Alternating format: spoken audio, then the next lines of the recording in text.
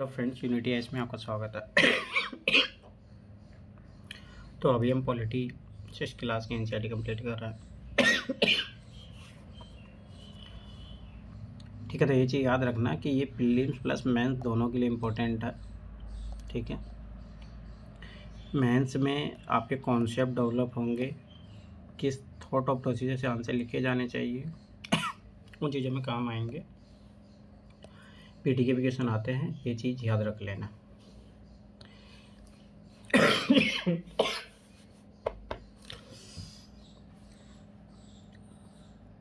ठीक है, देखना। तो ये चीज़ याद रखना कि अब इसमें सरकारें क्यों महत्वपूर्ण है, इन चीज़ों के बारे में बताया गया है। तो ये चीज़ पहले बता रहा हूँ, ये चीज़ याद रखना। इसमें छोटी छोटी चीज़ें लेके कॉन्सेप्ट तैयार किए कि भाई गवर्नमेंट का क्या काम होता है, गवर्नमेंट को कैसे फंक्शन करना चाहिए, क्यों करना चाहिए, ये चीज़ें याद रखना। इसलिए छोटे छोटे कॉन्सेप्ट देखे तो चीज़ें क्लियर की गई। दूसरी बात, दृष्टिकोण पता चलता है कि कैसे लोग डिफरेंट थॉट ऑफ प्रोसीजर के लोग होते हैं। जैसे यहाँ पे देखना, अभी सीधी सी दिक्कत दिखा रहा है कि पानी की किल्लत है यहाँ पे। हाल बुरा नहीं है, ज़रूर पास के किसी गांव में नल से पानी आ रहा होगा। अब ये देखो इनका देखने का नज़रिया, वो समस्या को एड्रेस ही नहीं कर पा रहे हैं। और जब एड्रेस नहीं कर पा रहे तो इसका समाधान कैसे निकालेंगे। इसलिए सबसे मेन चीज़ होती है कि आप प्रॉब्लम को आइडेंटिफाई कर पाओ तो रियल मैनर में, कि रियलिटी में प्रॉब्लम है क्या। सबसे बड़ी दिक्कत इंडिया में यही है, माइनॉरिटीज़ की समस्या किसी को लगती ही नहीं है जो मेजोरिटी में होते हैं, या मेजोरिटी में जो होते हैं माइनॉरिटी को नहीं लगता। मतलब समझने की बात यहाँ पे ये है। अब यहाँ देखो, मैंने उनसे छोटी माला बनाने के लिए कहा था, वो तो बहुत दुबली पतली बूढ़ी व्यक्ति है और इतनी भारी माला वजन संभाल नहीं पाएंगे, इसलिए गिर गए।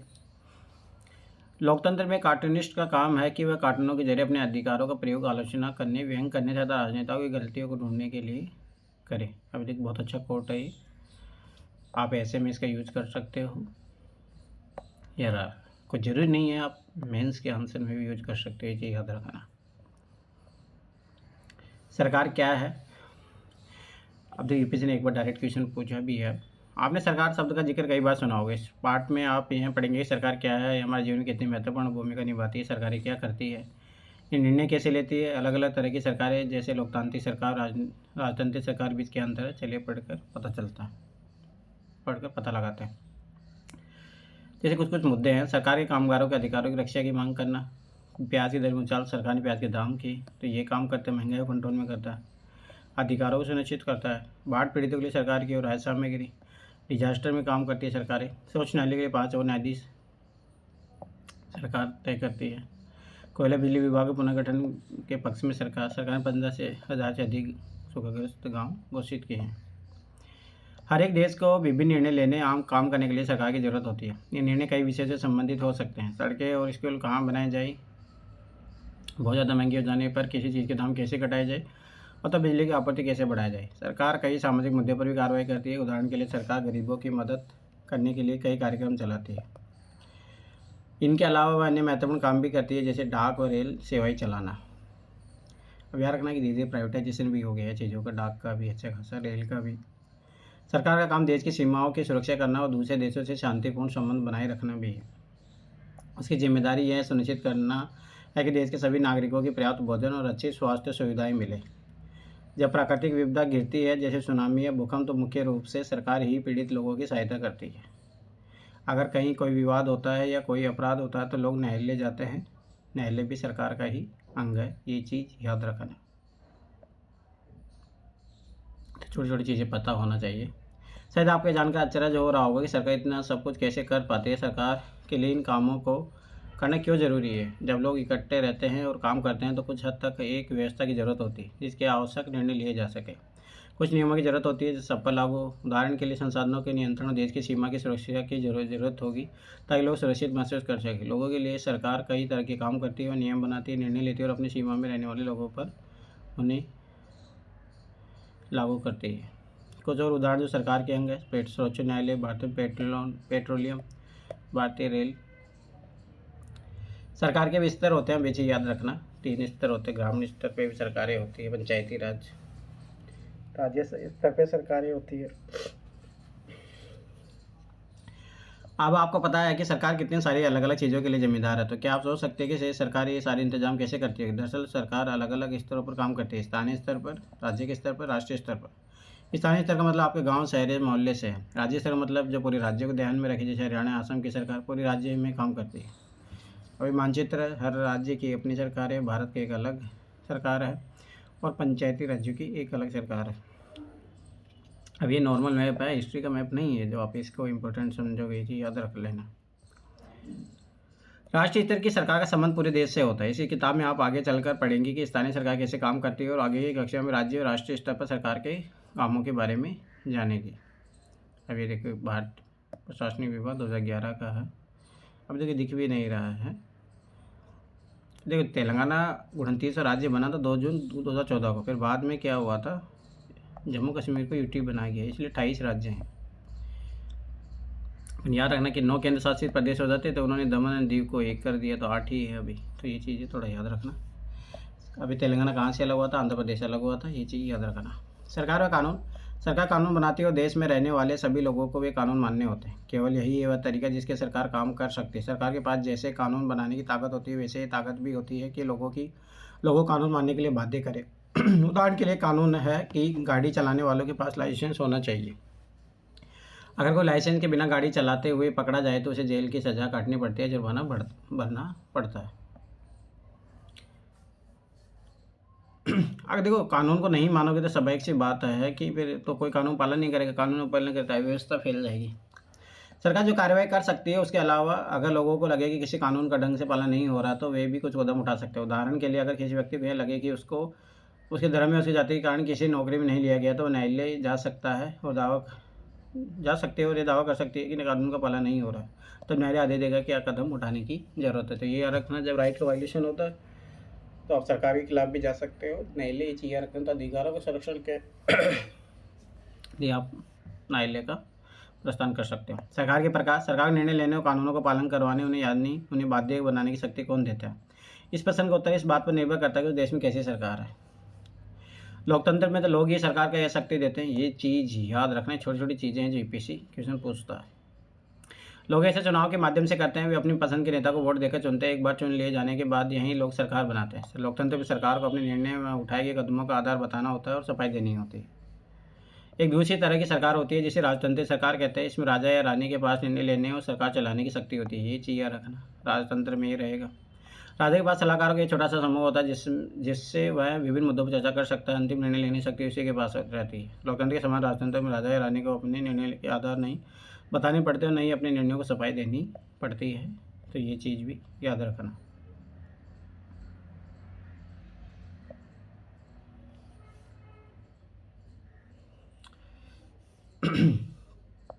अब यहाँ पे थोड़े वो देख लो।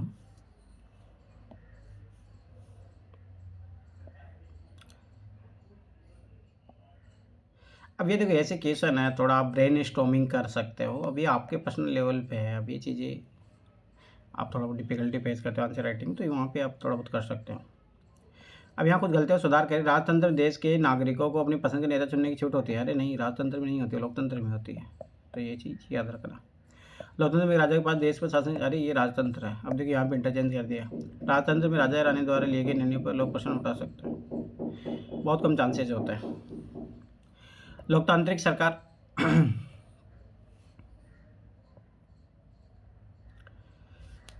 अब वेरी इंपॉर्टेंट, क्यों डेमोक्रेसी इंपॉर्टेंट है, अपन डेमोक्रेटिक देश है, तो ये चीज़ रखना। क्वेश्चन बीसी के अराउंडिंग रहेंगे। भारत एक लोकतंत्र है। इस लोकतांत्रिक व्यवस्था को पाने के लिए हमने लंबी लड़ाई लड़ी है। संसार में और कई भी देश है जहाँ लोगों ने लोकतंत्र लाने के लिए संघर्ष किए हैं। ऊपर बताया जा चुका है कि लोकतंत्र की मुख्य बात यह है कि लोगों के पास अपने नेता को चुनने की शक्ति होती है। तो ये चीज़ याद रखना, लोकतंत्र में होती है, ना कि राजतंत्र में होती है। इसलिए एक अर्थ में लोकतंत्र लोगों का ही शासन होता है। ये चीज़ याद रखना। इसलिए तो बोला जाता है जनता के लिए, जनता के द्वारा शासन। लोकतंत्र में मूलभूत विचार यह है कि लोग नियमों को बनाने में भागीदार बनकर खुद ही शासन करें। आज के समय में लोकतांत्रिक सरकार का प्राय प्रतिनिधि लोकतंत्र कहते हैं। इसका कारण प्रतिनिधि अपन देखो, जो चुन के देखो, जनता तो डायरेक्ट शासन नहीं कर सकती। अब जनता प्रतिनिधि चुन के भेजती है कि ये लोग हमारी तरफ से, हमने इसको विजेता बना के भेज दिया है, अब ये जो बनाएगा हम उसको स्वीकार है। पर अभी बहुत गलत होता है भारत में, ख़ास तौर से मेरा मानना है।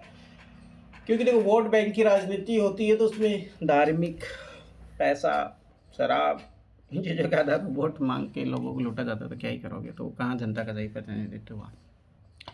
प्रतिनिधि लोकतंत्र में लोग सीधे भाग नहीं लेते हैं बल्कि चुनाव की प्रक्रिया के द्वारा अपने प्रतिनिधि को चुनते हैं। याद रखना, ये यूपीएससी प्री में क्वेश्चन पूछा गया है, तो ये चीज़ याद रखना।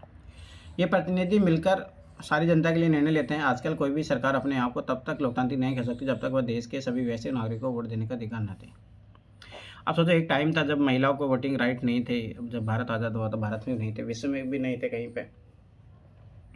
तो स्वाभाविक सी बात, आप उसको कैसे बोल सकते हो डेमोक्रेटिक देश थे।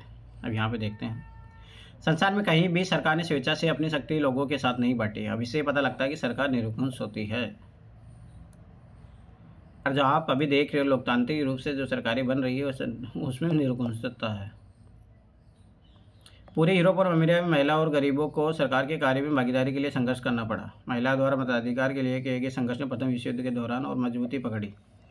इस आंदोलन को महिला मताधिकार आंदोलन कहते हैं और अंग्रेजी में इसे सफ्रेज मूवमेंट कहते हैं। ये याद रखना, ऐसे में लिखने लायक चीज़ है। सफ्रेज का मतलब होता है वोट देने का अधिकार। युद्ध के दौरान बहुत सी पुरुष लड़ाई में थे, इसलिए महिलाओं को उन कामों को करने के लिए बुलाया गया जो पहले पुरुषों के काम माने जाते थे। जब महिलाओं ने विभिन्न प्रकार के काम और उनकी व्यवस्था करना शुरू किया तो लोगों को यह देखकर बड़ा आश्चर्य हुआ कि उन्होंने महिलाओं और उनकी क्षमताओं के बारे में क्यों इतनी गलत रूढ़िबद्ध धारणा बनाए रखी थी कि महिला ये काम नहीं कर सकती। अब देखिए, यही चीज़ भारत में भी है। अभी महिलाओं को तो घरेलू कार्य तक सीमित कर दिया जाता है, पर ऐसा नहीं है। वो देश का प्रधानमंत्री बन सकती है, ये चीज़ याद रख लेना। बनी भी है, इंदिरा गांधी देखो कितना अच्छा कार्य कर रहा है।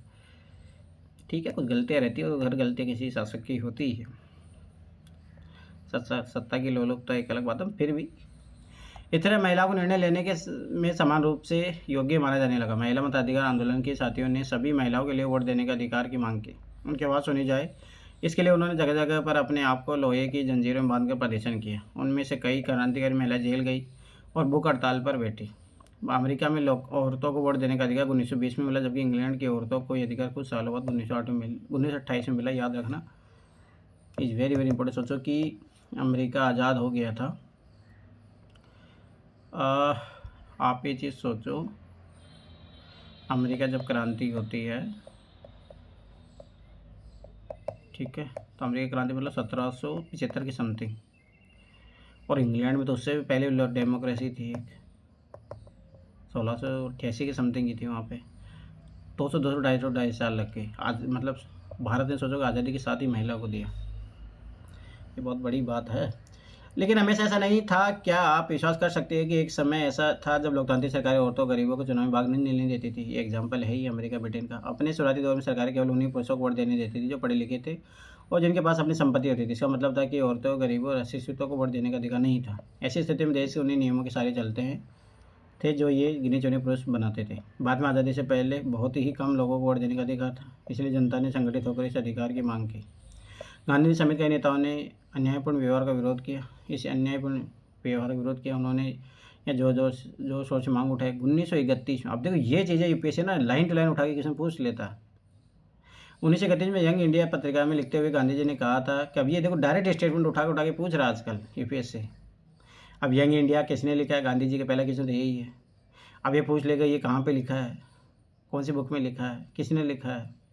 मैं विचार चयन नहीं कर सकता कि जिस आदमी के पास संपत्ति है वह वोट दे सकता है, लेकिन वह आदमी जिसके पास चरित्र पर संपत्ति या शिक्षा नहीं है वह वोट नहीं दे सकता। या जो दिन भर अपना पसीना बहाकर ईमानदारी से काम करता है वह वोट नहीं दे सकता, क्योंकि उसने गरीब आदमी होने का गुनाह किया है। अभी बोल देगा किसका स्टेटमेंट है, भाई गांधी जी की स्टेटमेंट कहाँ लिखा है, कब दिया था गांधी जी ने। तो ये चीज़ याद रखना। अब ये देखिए नॉर्मल चीज़ें हैं आप अपने लेवल पे। तो ये कंप्लीट हो गया चैप्टर लोकतांत्रिक सरकार के मुख्य तत्व, 14 चैप्टर। इस पार्ट में आप लोकतांत्रिक सरकार के कामों को प्रभावित करने वाली कुछ मुख्य बातों के बारे में पढ़ेंगे। इनमें लोगों की भागीदारी, समस्याओं का समाधान, समानता और न्याय के विचार शामिल है। ये सभी लोकतांत्रिक व्यवस्था को सफल बनाते हैं। अगर लोकतांत्रिक व्यवस्था न हो तो क्या होता? आइए इसे जानने के लिए दक्षिण अफ्रीका में रहने वाली माया की कहानी पढ़ें। दक्षिण अफ्रीका यहाँ है। अभी देखो, मेंस के लिए आपको मैप बनाना आना चाहिए। ऐसा नहीं कि आप डिक्टो बना पाओ, एटलीस्ट जो महाद्वीप है वो आप ड्रॉ कर पाओ ऐसा करके, तो वो ज़्यादा बढ़िया रहेगा। इतना करना आना चाहिए आपको, ऐसा करके बना सकते हो, उतना बढ़िया रहेगा मेंस के लिए। ये चीज़ याद रखना, डायरेक्ट काम आता है, ज्योग्राफी में काम आएगा आपका। IR में काम आएगा।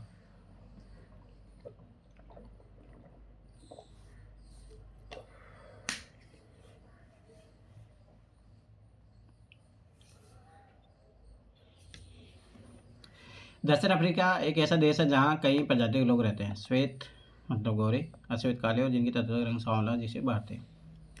जोहान्सबर्ग में रहने वाली 11 वर्ष की दक्षिण अफ्रीका लड़की माया नायडू एक दिन पुराने बक्से की सफाई करने में अपनी मां की मदद कर रही थी। उसे एक रजिस्टर स्क्रैप बुक मिला जो अखबार की कतरनों और तस्वीरों से भरा हुआ था। उसमें एक 15 साल के स्कूल जाने वाले लड़के की बहुत सारी तस्वीरें थी। माया ने जब उसे लड़के के बारे में अपनी माँ से पूछा तो उसने पता चला कि उसका नाम था हेक्टर पीटरसन। उसको पुलिस ने गोली मार दी थी। माया को बड़ा झटका लगा। उसने पूछा, क्यों क्यों मारा भाई? दो गोली क्यों मारा? माया की माँ ने समझाया कि दक्षिण अफ्रीका पहले रंगभेद कानून से शासित थे। रंगभेद का मतलब है त्वचा चमड़ी के रंग के आधार पर भेदभाव करना। देखो भारत में है ना यही चीज़, रंगभेद भारत में भी है लागू, कोई बड़ी बात से नहीं है। आप कभी नोटिस करना कि चाहे ये चीज़ कास्टिज्म के साथ अगर कोई व्यक्ति काला है तो उससे बड़ी विडंबना कोई नहीं है इस संसार में।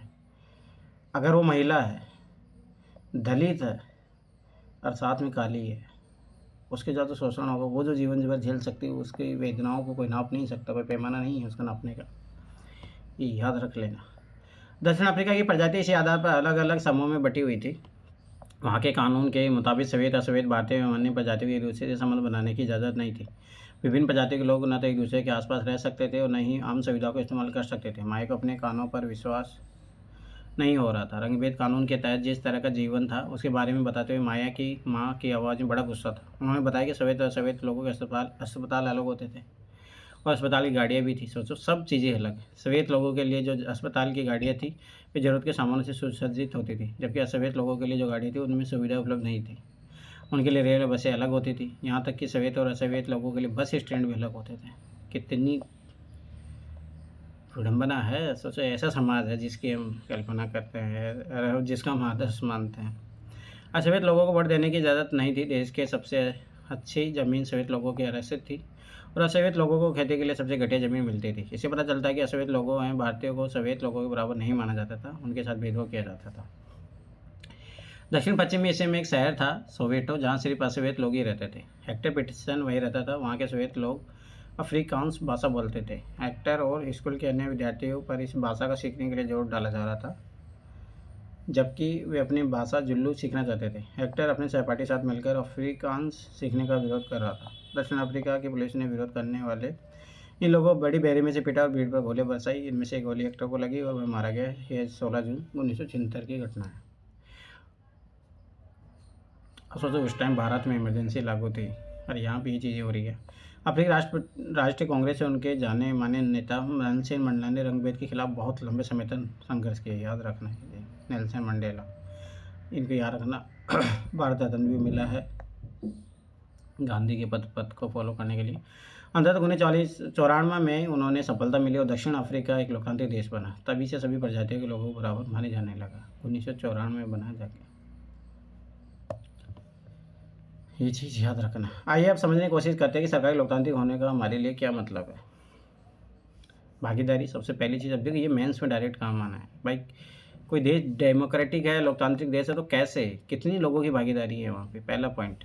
हमारे यहाँ नियमित रूप से चुनाव क्यों होते हैं? आपने पिछले 8 में पढ़ाई है कि लोकतंत्र में लोग निर्णय लेते हैं। चुनाव में वोट देकर वे अपने प्रतिनिधि चुनते हैं। ये प्रतिनिधि ही लोगों की तरफ से निर्णय लेते हैं। ये मानकर चला जाता है कि ये प्रतिनिधि निर्णय लेते वक्त लोगों की ज़रूरतों मांगों को ध्यान में रखेंगे। अब यार राजस्थान सरकार में क्या हुआ, पिछले 6 सालों से सरपंच चुनाव नहीं हुए। अब ये बहुत गलत है। जो कार्यकाल है 5 साल, तो 5 साल चुनाव होना चाहिए, ज़रूरी है। पर अभी 6 साल हो गए, मुझे याद अच्छे तरीके से। अभी भी सोचो कि अप्रैल 2026 तक टाल दिए गए हैं, तो ये गलत है। सभी सरकारों के निश्चित समय के लिए चुना जाता है। भारत में अवधि 5 वर्ष की। एक बार चुने जाने के बाद सरकार 5 वर्ष तक सत्ता में रहती है। सरकार को फिर से सत्ता में बने रहना तभी संभव जब लोग उसे बार बार चुने। चुनाव का समय लोगों के लिए वह घड़ी है जब वे लोकतंत्र में अपनी ताकत को महसूस करते हैं। इस तरह नियमित चुनाव होने से लोगों को सरकार पर नियंत्रण बना रहता है, तो ये ज़रूरी है। इसीलिए चुनाव होना बहुत ज़रूरी है टाइम पे।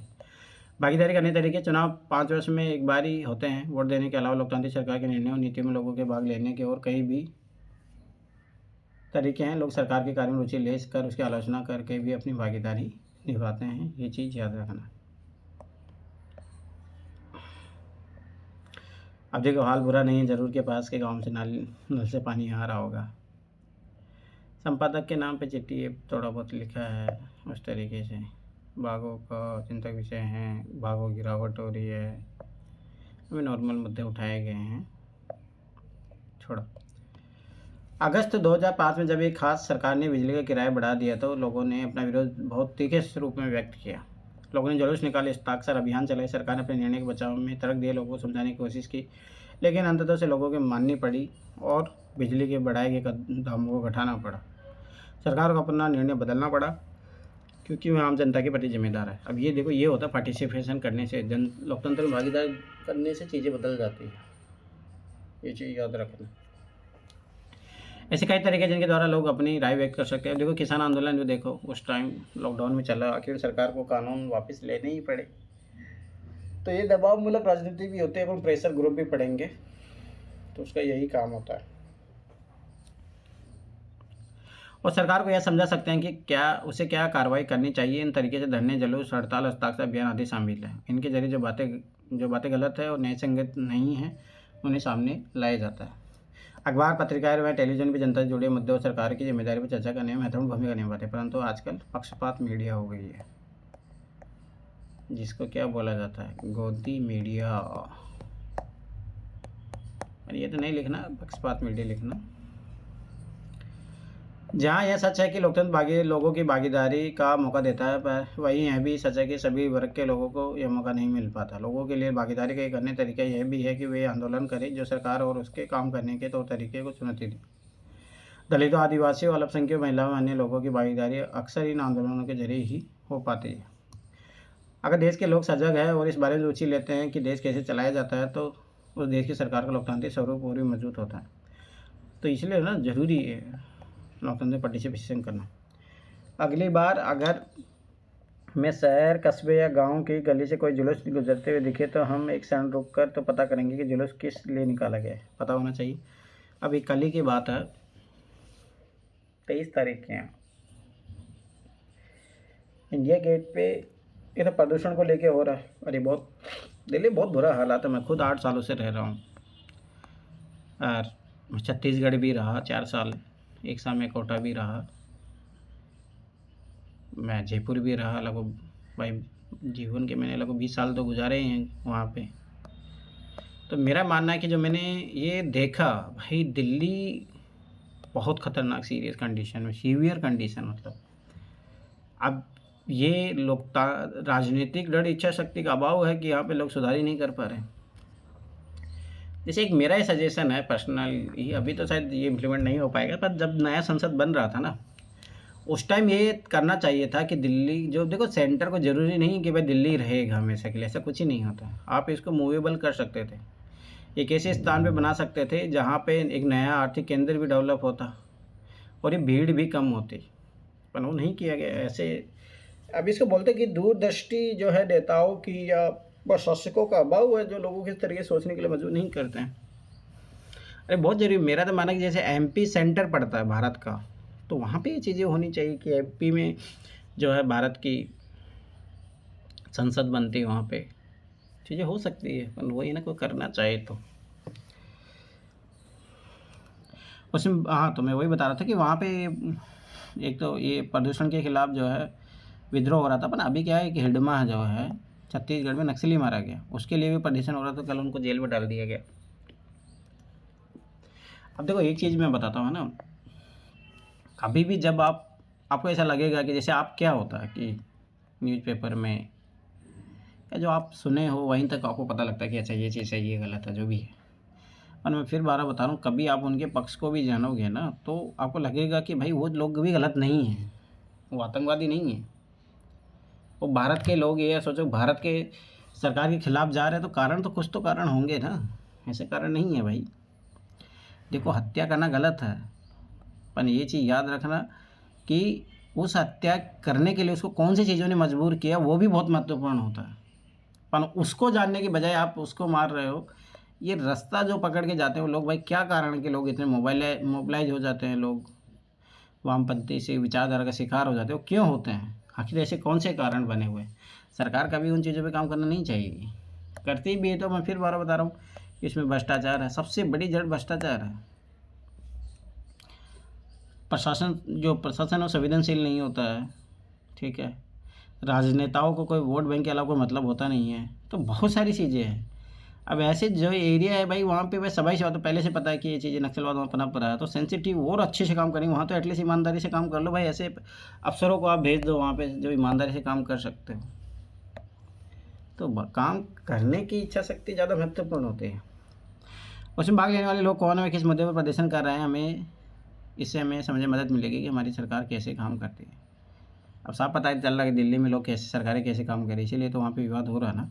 विवादों का समाधान, आपने माया की कहानी में पढ़ा है कि कैसे विवादों या समस्या के समाधान के लिए कई बार हिंसा का प्रयोग किया जाता है। ऐसा इसलिए होता है कि एक समूह ये मान लेता है कि दूसरे समूह का विरोध करने से रोकने के लिए बल का इस्तेमाल करना उचित है।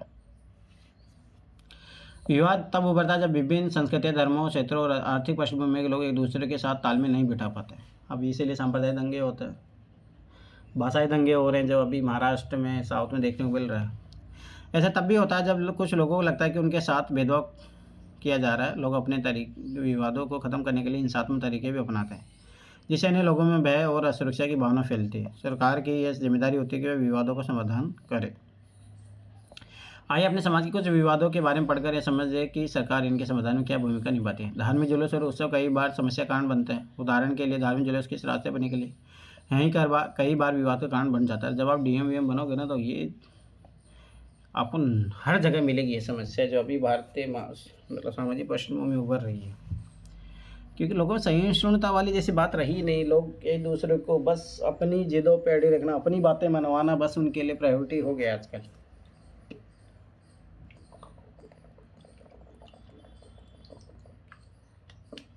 दूसरे को समूह होता है, उनकी कोई आवाज़ होती है, प्राथमिकता नहीं देते हैं।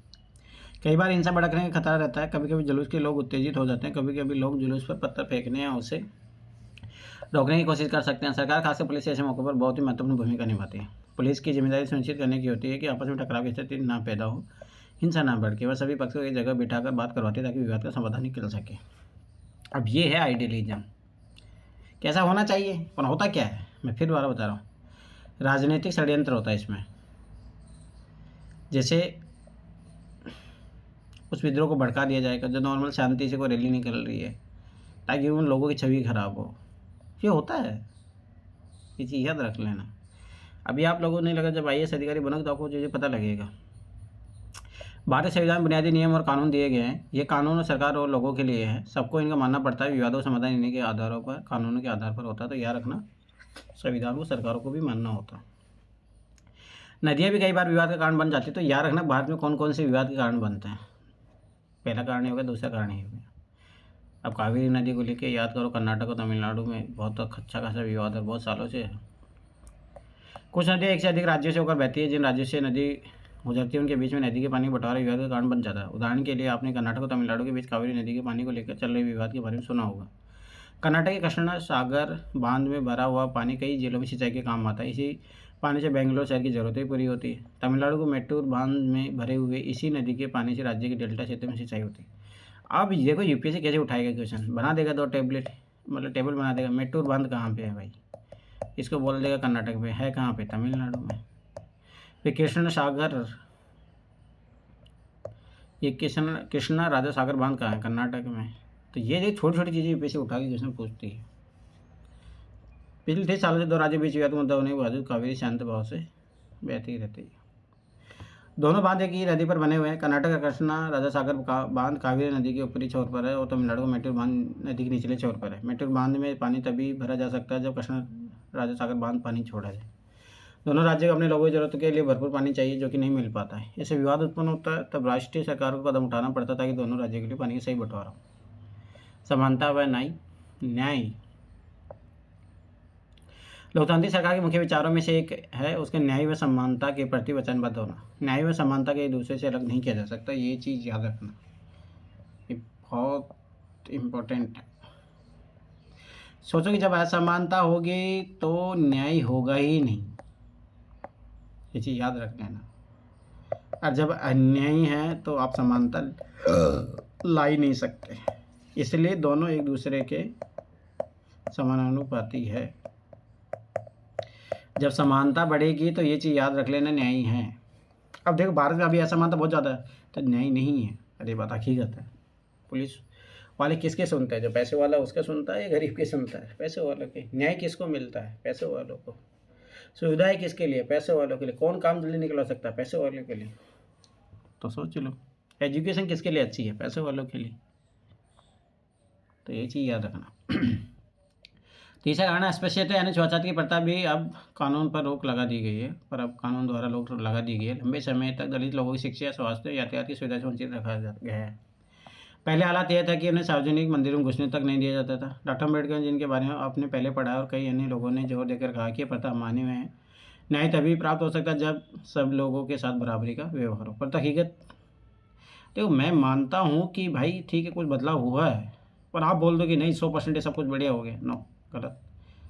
हाँ, माना जा सकता है 50 से 60% चीज़ें थोड़ी बहुत बदली है, वरना ये बोल दो कि अब सब कुछ बदल गया, तो क्या हम ये माने कि कुछ नहीं बदला? नहीं बदला है, मतलब और बदलाव की ज़रूरत है, और उसके लिए सरकारों को काम करना रहना पड़ेगा, लगातार काम करना रहना पड़ेगा, तब जाके चीज़ें बदलेगी।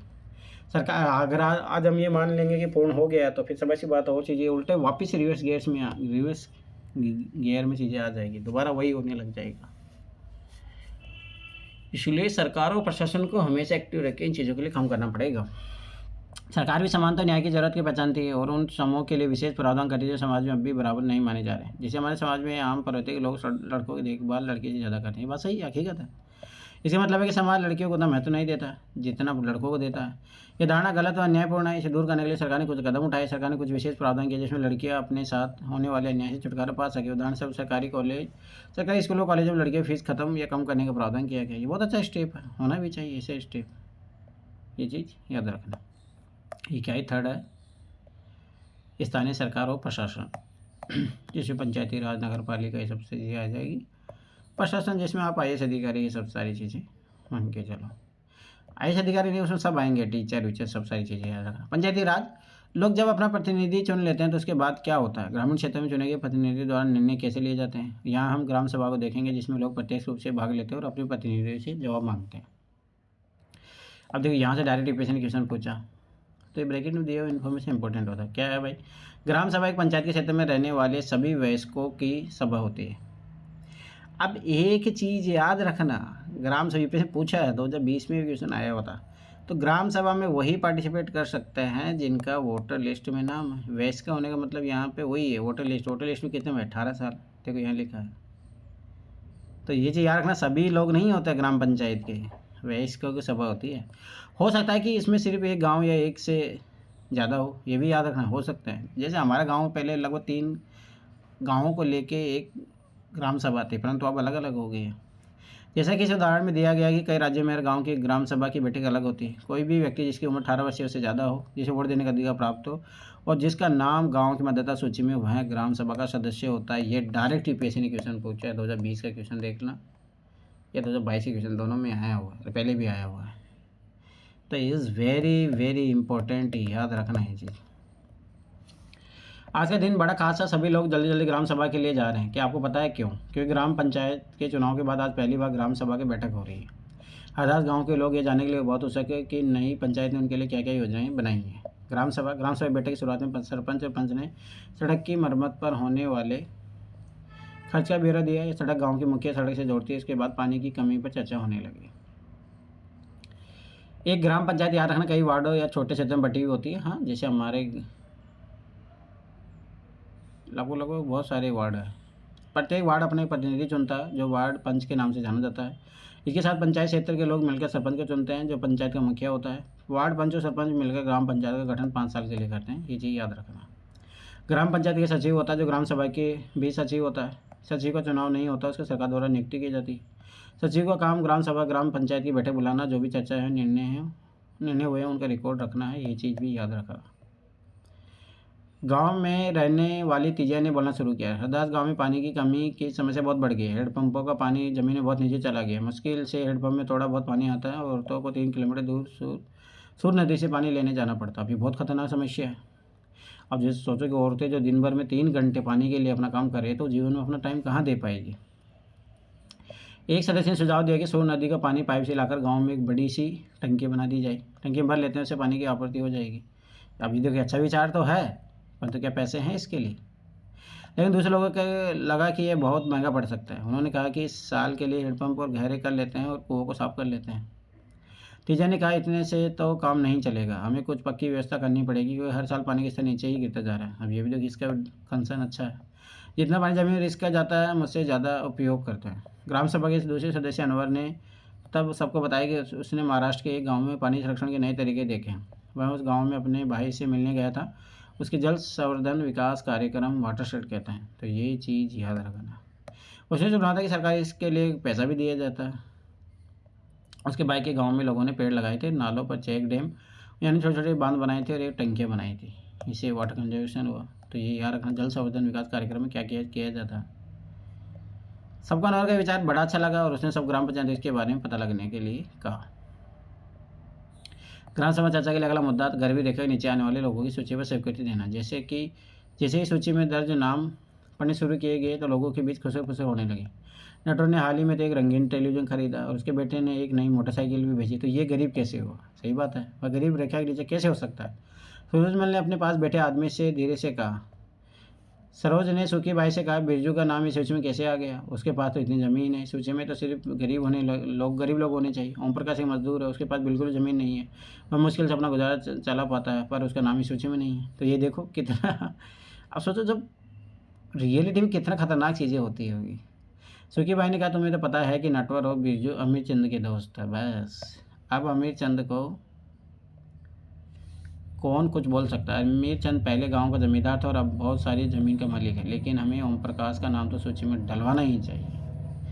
अब ये देखो, यहाँ पे क्या किया जा रहा है भाई, उससे दुश्मनी नहीं ली जा रही, परंतु हाँ, जो इसके लिए ज़रूरी है, जिसके लिए योजना है, वो तो होना चाहिए ना।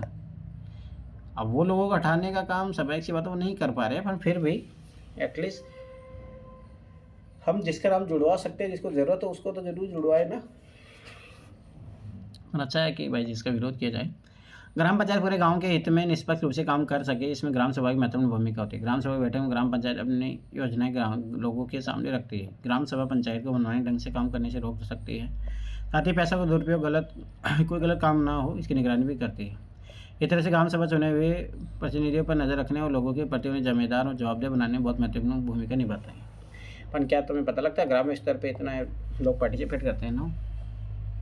नहीं होता। मैं फिर बारह बता रहा हूँ कि तो वहाँ मिली जुली सरकारें चलती है, अपने अनुसार लोगों को चुना जाता है, बहुत सारी चीज़ें होती है। तो सोचो कि जो लोकतंत्र का जो रूट है वही कमज़ोर है, तो क्या ही होगा फिर आगे। सरपंच ने देखा कि लोगों के बीच में खुसर पुसर हो रही थी। उन्होंने पूछा कि अगर किसी को कुछ कहना हो तो कहे। सरोज ने सूरजमल को उकसाने की कोशिश की कि वह नटवर और बिरजू के बारे में पूछे, लेकिन सूरजमल चुपचाप बैठा। अमित चंद ग्राम सभा में बैठा सब पर निगाह रखे हुए था। सरोज ने उठकर कहा कि ओम प्रकाश का नाम सूची में होना चाहिए। दूसरे लोगों ने भी माना कि ओम प्रकाश का परिवार बहुत गरीब है।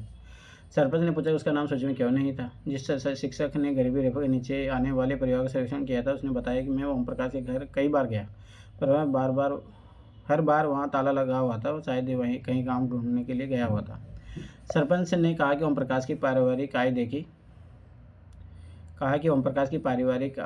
जाएगी। अगर वो सरकार द्वारा तय की गई राशि से कम है तो उसका नाम भी सूची में शामिल किया जाएगा।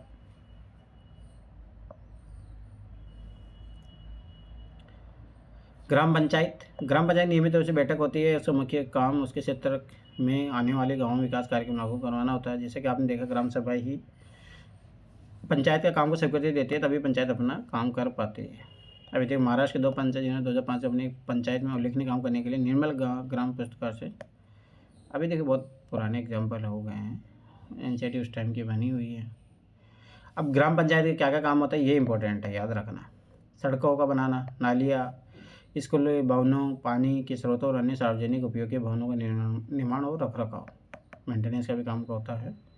स्थानीय कर लगाना और इकट्ठा करना, गाँव के लोगों को रोजगार देने संबंधी सरकारी योजनाएं लागू करना इंपॉर्टेंट है, याद रखना। ग्राम पंचायत की आमदनी स्रोत क्या होता है? घरों बाजार पर लगाए जाने वाले कर से मिलने वाली राशि, विभिन्न सरकारी विभाग द्वारा चलाई गई योजनाओं को राशि जो जनपद एवं जिला पंचायत द्वारा आती है, समुदाय के काम के लिए मिलने वाले दान।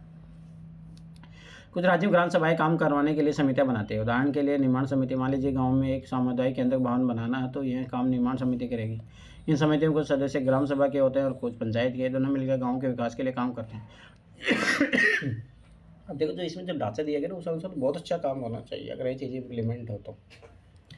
चलिए देखते हैं कि हरदास गांव पंचायत ने क्या क्या काम किया है। हरदास गांव की ग्राम सभा में पानी की समस्या सुलझाने के लिए जो विकल्प दिए गए थे, क्या आपको याद है? जब हरदास ग्राम पंचायत की बैठक हुई तो कुछ पंचों ने इस मुद्दे को दोबारा उठाया। इस बैठक में सरपंच, पंच और सचिव उपस्थित थे। पंचायत के सदस्यों ने पहले एक कुआं साफ करने और 2 हैंडपंप को गहरा करने के विकल्प पर सोच विचार किया ताकि गाँव को पानी के बिना न रहना पड़े। सरपंच ने सुझाव दिया कि चूंकि पंचायत के पास हैंडपंप की देखरेख की मदद में कुछ पैसा है, सो उन्हें पैसों को इस काम में लगाया जा सकता है। इस पर सभी सदस्य मान गए और सचिव ने उनके निर्णय को रजिस्टर में दर्ज कर लिया। उसके बाद सभी सदस्य मिलकर समस्या के स्थायी हल पर विचार करने लगे। उनको पता था कि अगली बैठक में ग्राम सभा के सदस्य फिर से प्रश्न पूछेंगे। कुछ पंचों ने शंका जाहिर करते हुए पूछा कि क्या जल संरक्षण से पानी के स्तर में कोई विशेष फर्क पड़ेगा। इस पर बहुत चर्चा हुई। अंत में यह निर्णय हुआ कि ग्राम पंचायत खंड विकास अधिकारी से बात करके इस योजना पर अधिक जानकारी इकट्ठा करेगी। अवैध जल शब्द विकास कार्यक्रम ने केवल 2 वर्षों में इस बंजर जमीन को हरे भरे जंगल में बदल डाला। ये देखो, तो कार्य अगर किया जाए तो सभी से वह तो बहुत अच्छा किया जा सकता है। पंचायत के 3 स्तर होते हैं। हरदास गांव के ग्राम सभा पंचायत के बारे में पढ़ने के बाद आपको समझ में आ ही गया होगा कि पंचायती राज व्यवस्था एक ऐसी प्रक्रिया है जिसके द्वारा लोग अपनी सरकार में भाग लेते हैं। ग्रामीण क्षेत्रों में ग्राम पंचायत लोकतांत्रिक सरकार का पहला स्तर है। ग्राम पंचायत ग्राम सभा के प्रति जवाबदेही होती है। यही चीज़ याद रखना, कि ग्राम सभा के लोग इसको चुनते हैं। पंचायती राज व्यवस्था में लोगों की भागीदारी 2 स्तरों पर होती है। ग्राम पंचायत के बाद दूसरा स्तर विकास खंड का होता है। इसमें जनपद पंचायत या पंचायत समिति कहते हैं, याद रखना चाहिए। यह पंचायत समिति में कई ग्राम पंचायतें होती हैं। पंचायत समिति के ऊपर जिला पंचायत या जिला परिषद होती है। यह तीसरा स्तर होता है। जिला परिषद एक जिले स्तर पर विकास की योजनाएं बनाती है। पंचायत समिति की मदद से जिला परिषद सभी पंचायतों में आवंटित राशि के वितरण की व्यवस्था करती है। संविधान दिए हुए निर्देशों के आधार पर देश के हर राज्य ने पंचायत से जुड़े कानून बनाए हैं, इसलिए पंचायत संबंधी कानून हर राज्य में कुछ अलग अलग हो सकते हैं। इसके पीछे मुख्य विचार यह है कि अपने गाँव की व्यवस्था में लोगों की भागीदारी बढ़े और उन्हें अपनी आवाज़ उठाने के लिए ज़्यादा से ज़्यादा मौके मिले। जैसे बिहार में देखो 50% आरक्षण है महिलाओं को, ये चीज़ याद रखना। गांव का प्रशासन, अब गांव में कौन कौन से अधिकारी काम करते हैं ये उनके बारे में। भारत में 6 लाख से अधिक गांव है। उनको पानी, बिजली, सड़क आदि की जरूरतों को पूरा करना कोई आसान काम नहीं है। इसके अलावा ज़मीन के दस्तावेज रख रखाव करना पड़ता है और आपसी विवादों को भी निपटाने की जरूरत पड़ती है। इन सब की व्यवस्था के लिए गाँव का प्रशासनिक ढांचा होता है। इस पार्ट में हम 2 ग्रामीण प्रशासनिक अधिकारियों के काम के बारे में थोड़े विस्तार से पढ़ेंगे। गांव में झगड़ा हुआ। मोहन एक किसान है। उसके परिवार के पास थोड़ी सी खेती ज़मीन है जिस पर वह कई सालों से खेती कर रहा है। उसके खेत से लगा हुआ ही रघु का खेत है। दोनों खेत एक छोटी सी मेड़ से अलग होते हैं। अभी गाँव में बहुत नॉर्मल है ये झगड़ा होना। एक सुबह मोहन ने देखा कि रघु ने मेड़ का तोड़ा आगे बढ़ा लिया था। ऐसा करके उसने मोहन की कुछ ज़मीन अपने खेत में मिला ली और अपने खेत का आकार बढ़ा दिया। ये होता है, पता नहीं लोग ऐसा क्यों करते हैं भाई। भाई सरकारी दस्तावेज में आपकी ये सीमा तो यही है, चाहे आप ऐसे आर्टिफिशियल इतना बढ़ा लो, पर लोग सोचो लालच क्या ही करोगे। मोहन को बहुत गुस्सा आया, मगर वो थोड़ा डरा हुआ भी था। रघु के परिवार के पास बहुत ज़मीन थी और उसके अलावा उसके ताऊ गांव के सरपंच भी थे। फिर भी अब देखो यहाँ क्या लग रहा है कि पावर का उन्होंने मिसयूज़ किया। फिर भी मोहन ने हिम्मत जुटाई और रघु के घर पहुँच गया। दोनों के बीच कहाँ सुनी हुई। रघु ने तो मानने से ही इनकार कर दिया कि उसने मेड़ को आगे बढ़ाया। थोड़ी देर में झगड़ा शुरू हो गया। रघु ने अपने एक मजदूर को बुला लिया। दोनों मिलकर मोहन पर चिल्ला रहे थे। फिर उन्होंने मोहन को मारना शुरू कर दिया। हो हल्ला सुनकर पड़ोसी बाहर आ गए। उन्होंने देखा कि मोहन की पिटाई हो रही है। बीच में बचाव करके उन्होंने मोहन को बचाया। मोहन को सिर पर और हाथ में बहुत चोट आई। तो एक पड़ोसी ने उसकी मरहम पट्टी की। मोहन के दोस्त ने, जो गाँव के डाकघर में काम करता था, सुझाव दिया कि उन्हें स्थानीय पुलिस थाने जाकर रिपोर्ट लिखवानी चाहिए। जबकि कुछ लोग इसके खिलाफ थे। उनको लग रहा था कि बहुत सारा पैसा बर्बाद हो जाएगा और नतीजा कुछ नहीं निकलेगा। अब देखो यहाँ पे पता लगता है पुलिस पे कितना विश्वास किया जा रहा है। कुछ लोगों ने कहा कि रघु परिवार वाले तो पहले ही पुलिस थाने पहुंच चुके होंगे।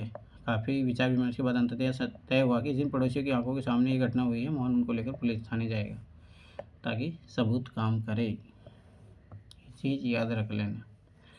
पुलिस थाने के रास्ते में एक पड़ोसी ने पूछा, क्यों ना हम थोड़ा और पैसा खर्च करके शहर के बड़े थाने चले। मोहन ने समझाया कि बात पैसे की नहीं है, हम इसी थाने में हम अपना मामला दर्ज करवा सकते हैं क्योंकि हमारा गाँव इसी के कार्यक्षेत्र में आता। तो ये चीज़ भी याद रखना। हर पुलिस थाने के कार्य क्षेत्र होता है जो उसके नियंत्रण में रहता है। लोग उसी क्षेत्र में हुई चोरी, दुर्घटना, मारपीट, झगड़े आदि की रपट उसी थाने में लिखवा सकते हैं। यहाँ वहाँ के थानेदार की जिम्मेदारी होती है कि वह लोगों से घटना के बारे में पूछताछ करे, जांच पड़ताल करे, अपने क्षेत्र के अंदर ही मामले पर कार्रवाई करे। पुलिस थाने में आने वाला काम। जब सब लोग पुलिस थाने पहुंचे तो मोहन थानेदार के पास गया और उसने पूरा मामला बताया। उसने भी बताया कि वह अपनी शिकायत लिखित रूप में देना चाहता है। तो थानेदार ने बड़ी बेरुखी से कहा कि उसके पास छोटी छोटी शिकायतों की जांच पड़ताल का समय नहीं है। अब यह है FIR। जब आप FIR कर देते हो ना तो पुलिस वालों को काम करना पड़ता है, इसे याद रखना है, यही अंतर है। तो आप कभी अगर इस समस्या में फंसो तो FIR लिखवाओ, उसके बिना मत आओ। मोहन ने अपने गाँव भी दिखाए लेकिन थानेदार पर कोई असर नहीं हुआ। मोहन हैरान था कि उसकी शिकायत आखिर दर्ज क्यों नहीं की जा रही। मोहन बाहर गया, उसने पड़ोसियों को बुलाकर अंदर ले आया। पड़ोसी ने थानेदार को समझाया कि मोहन को उनकी आंखों के सामने पीटा गया है, अगर वे उनसे न बचाते तो उसे बहुत ही गंभीर चोटें आती। उन्होंने मामला दर्ज करने पर जोर दिया। अंततः थानेदार राजी हो गया। अब यहाँ क्यों हुआ? क्योंकि दबाव बढ़ा, इसीलिए बोलते हैं दबाव समूह। जो समूह जब संगठित होते हैं लोग, तब लोग सरकारें भी आवाज़ सुनती है उनकी। उसने मोहन की अपनी शिकायत लिखकर देने को कहा। थानेदार ने वायदा किया कि अगले दिन एक हवलदार घटना की जांच पड़ताल के लिए उनके यहाँ पहुंचेगा। राजस्व विभाग का काम। आपने पढ़ा कि जब मोहन और रघु में खेत की मेड़ को लेकर जबरदस्त लड़ाई हुई, क्या ऐसा कोई तरीका नहीं था जिससे वे अपना मामला शांतिपूर्वक सुलझा लेते? पटवारी के पास जाते। या कोई ऐसे अभिलेख यानी रिकॉर्ड होते हैं जिनसे ये पता चल जाए कि गांव में किसके पास कौन सी ज़मीन है? चलिए पता करते हैं कैसे किया जाता है। ज़मीन को नापना, उसका रिकॉर्ड रखना पटवारी का मुख्य काम होता है। अलग अलग राज्य में इसके अलग अलग नाम से जाना जाता है। कहीं पटवारी है, कहीं लेखपाल है, कहीं कर्मचारी है, कहीं ग्रामीण अधिकारी, तो कहीं कानूनगो कहते हैं। हम यहाँ ज़मीन का लेखा जोखा रखने वाले कर्मचारी के लिए पटवारी शब्द का इस्तेमाल कर रहे हैं। प्रत्येक पटवारी कुछ गाँवों के लिए जिम्मेदार होता है। अगले पृष्ठ पर दिए गए नक्शे और उसके अनुसार बने खसरे यानी रजिस्टर के विवरण को देखें। ये पटवारी द्वारा रखा गया गाँव के लोगों की ज़मीन के रिकॉर्ड का एक हिस्सा है। ये वाला देखो, किसके पास कितनी ज़मीन है, कहाँ पे है, सब कुछ रहता है।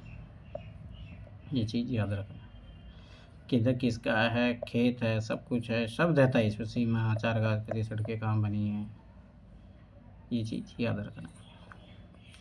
आमतौर पर पटवारी के पास खेत नापने के अलग अलग तरीके होते हैं। कई जगहों पर एक लंबी लोहे की जंजीर का इस्तेमाल करते हैं जिसे जरीब कहते हैं। ऊपर दी गई कहानी पटवारी मोहन और रघु खेतों को नापकर देख सकता है कि वह गाँव के नक्शे में मेल खाता है कि नहीं। अगर वह नक्शे से मेल नहीं खाता तो उसको पता चल जाता है कि मेड़ खिसक खेत की सीमा बदल गई है। पटवारी किसानों से भूमि का इकट्ठा भी करता है और सरकार को अपने क्षेत्र में उगने वाली फसलों के बारे में जानकारी देता है। यह काम वह अपने रिकॉर्ड के आधार पर करता है।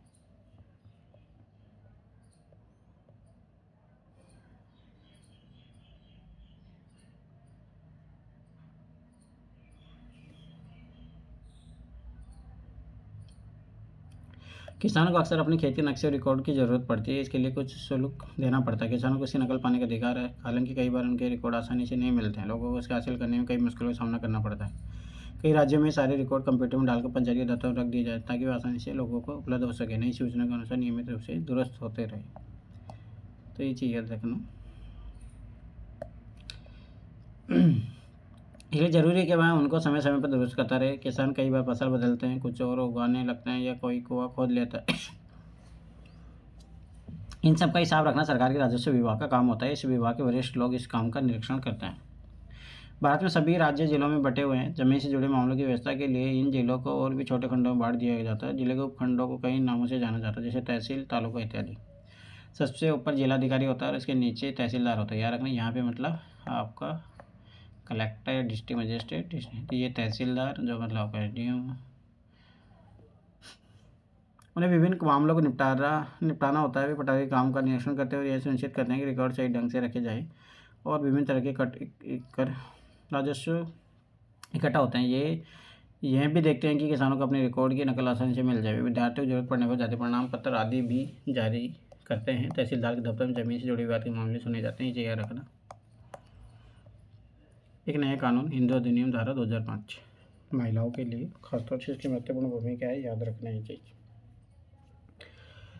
जब हम उन किसानों के बारे में सोचते हैं जिनके पास ज़मीन तो है, आमतौर पर हमारे ध्यान में पुरुष ही होते हैं। महिलाओं की हैसियत खेतों के काम में एक मददगार भर की मानी जाती है। उनके बारे में ज़मीन के मालिक के रूप में कभी नहीं सोचा जाता। अभी तक कई राज्यों में हिंदू औरतों को परिवार की ज़मीन में हिस्सा नहीं मिलता था। पिता की मृत्यु के बाद ज़मीन खेतों में बांट दी जाती थी हाल ही में यह कानून बदला गया है। नए कानून के मुताबिक बेटे बेटी और उनकी मां को ज़मीन में बराबर हिस्सा मिलता है। यह कानून सभी राज्यों और केंद्र शासित प्रदेशों में भी लागू होता है। इस कानून से बड़ी संख्या में औरतों को फायदा होगा। उदाहरण के लिए सुधा एक खेती परिवार की सबसे बड़ी बेटी है। वह शादीशुदा और उसके पास के गांव में रहती है। अपने पिता की मृत्यु के बाद सुधा अक्सर खेती के काम में माँ का हाथ बटाने आती है। उसकी माँ ने पटवारी से कहा कि ज़मीन पर अब बेटे के साथ साथ उसका और दोनों बेटे को नाम भी रिकॉर्ड में आ जाए।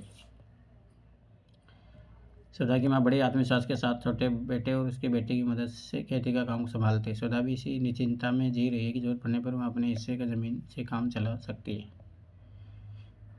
एक बिटिया की क्या चाह होती है। विरासत में मिला यह घर, पापा को अपने पिता से यही घर मिलेगा, मेरे भैया को मेरे पिता से, पर मैं और मेरी माँ हमारा क्या।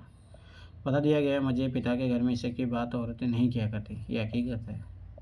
लेकिन मुझे चाहिए कि एक घर अपना, बिल्कुल मेरा अपना नहीं चाहिए। दहेज में रेशम और सोना। अन्य सार्वजनिक सेवायिक सर्वेक्षण। इस पाठ में हमने सरकार के कुछ प्रशासनिक कार्यों के बारे में पढ़ा, खासकर ग्रामीण क्षेत्र के संदर्भ में। पहला उदाहरण कानून व्यवस्था बनाए रखने के बारे में था। दूसरा जमीन के अभिलेखों की व्यवस्था के बारे में था। पहले मामले में पुलिस की भूमिका का परीक्षण किया और दूसरे में पटवारी की भूमिका का। इनके काम का विभाग के अन्य लोगों द्वारा निरीक्षण किया जाता है, जैसे पुलिस अधीक्षक या तहसीलदार। हमने यह भी देखा कि लोग कैसे इन सुविधाओं का इस्तेमाल करते हैं और उन्हें किस तरह की समस्या आती है। इन सेवाओं का उपयोग कानूनों के अनुसार होना चाहिए। आपको संबंधित सरकार के अन्य विभागों द्वारा दी जा रही सार्वजनिक सेवाओं को देखा होगा। अपने गांव या क्षेत्र के लिए दी जा रही सार्वजनिक सेवा की सूची बनाइए। दुग्ध उत्पादक समिति होती है, राशन की दुकान, बैंक, पुलिस थाना, बीज और खाद के लिए कृषि समिति, डाक बंगला, आंगनबाड़ी, बालवाड़ी, सरकारी स्कूल, प्राथमिक स्वास्थ्य केंद्र, अस्पताल इत्यादि। तीन, सार्वजनिक सेवा पर जानकारी इकट्ठी कीजिए और अपने उदाहरणों के साथ चर्चा कीजिए और इनके कार्य प्रणाली कैसे सुधार किया जाता है। आपके लिए एक उदाहरण आगे भी दिया हुआ है।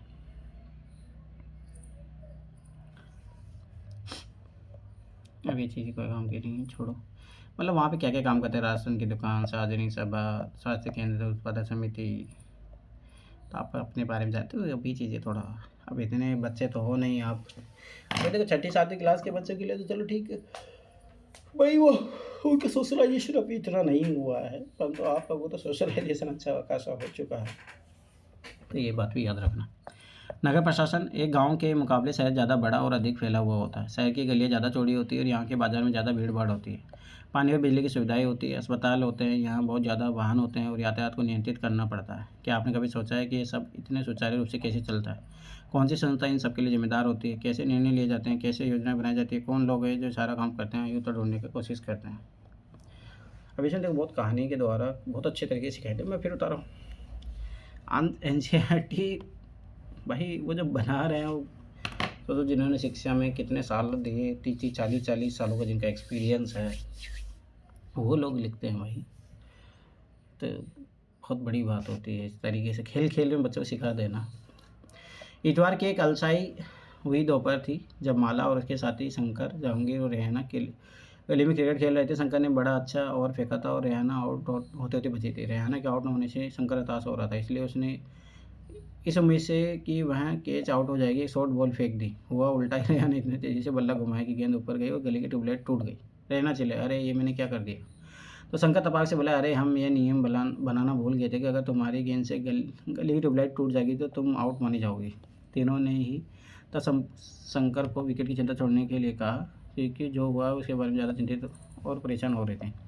पिछले हफ्ते उनसे निर्मला मौसी की खिड़की टूट गई थी, जिसके बदलने के लिए अपने जेब खर्चे में से पैसे देने पड़े थे। क्या अब दोबारा जेब खर्चे में से पैसे देने पड़ेंगे? और ये पैसे देंगे किसको? गली की ट्यूबलाइट बदलता कौन है? माला का घर सबके पास था। चारों भागकर माला के घर गए और उसकी माँ को सब कुछ बता दिया। सारी बात सुनकर माला की माँ ने कहा कि उन्हें इस बारे में कुछ खास तो पता नहीं है, बस यही मालूम कि नगर निगम की जिम्मेदारी होती है। उन्होंने सुझाया, यास्मीन खाला से पूछना चाहिए, वे हाल ही में नगर निगम से सेवानिवृत्त हुई है, जाओ उनसे पूछ लो। और माला, तुम जल्दी घर वापस आना।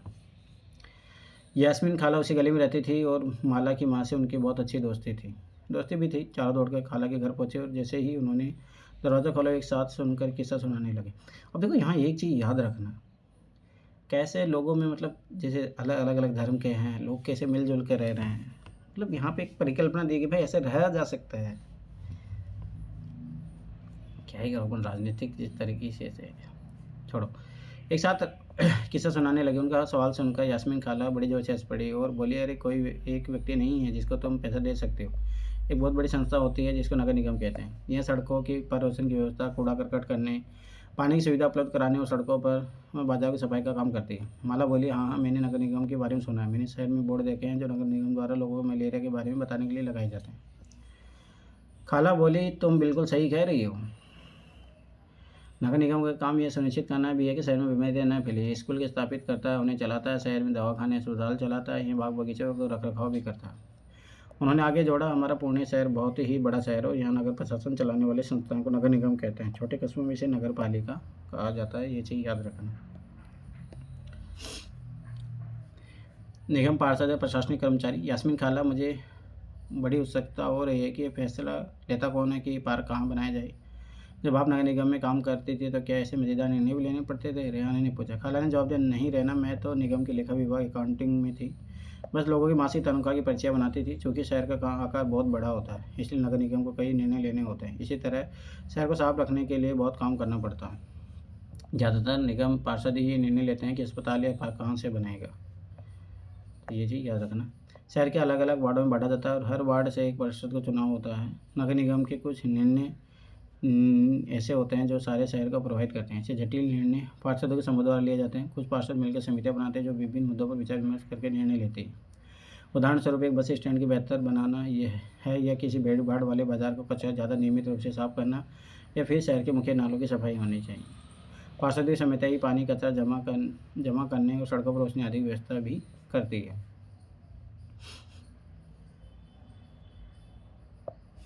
अभी देखो, अपने लेवल पे कर लेना इन चीज़ों को, एक बार जब खुद से पढ़ोगे।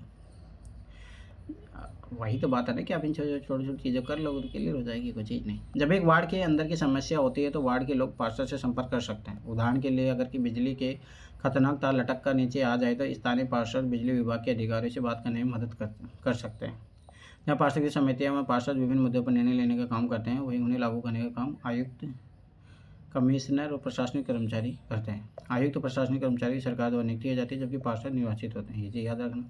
तो नगर निगम में निर्णय लिए कैसे जाते हैं? रेहाना ने पूछा। वह कभी सोचना बंद ही नहीं करती। बच्चों के सवालों से खुश होते हुए यास्मीन खाला ने जवाब दिया, सारे वार्ड के पार्षद मिलते हैं उनके और सबकी सम्मिलित राय से एक बजट बनाया जाता है। उसी बजट के अनुसार पैसा खर्च किया जाता है। पार्षद यह प्रस्ताव करते हैं, यह प्रयास करते हैं कि उनके वार्ड की विशिष्ट जरूरतें परिषद के सामने रखी जा सके। फिर ये निर्णय प्रशासनिक कर्मचारी द्वारा क्रियान्वित किए जाते हैं। खाला बड़ी खुशी थी। अब देखिए यहाँ पे लिखा है साहब के प्रशासनिक कार्य क्रियान्वयन का होता है, तो ये पेज 2020 में क्वेश्चन पे पूछा था। खाला बड़ी खुश थी क्योंकि किसी बड़े व्यक्ति ने तो आज तक उनके काम के बारे में पूछा नहीं। बच्चों के सवालों ने उन्हें अपने अनुभव बांटने का एक मौका दिया।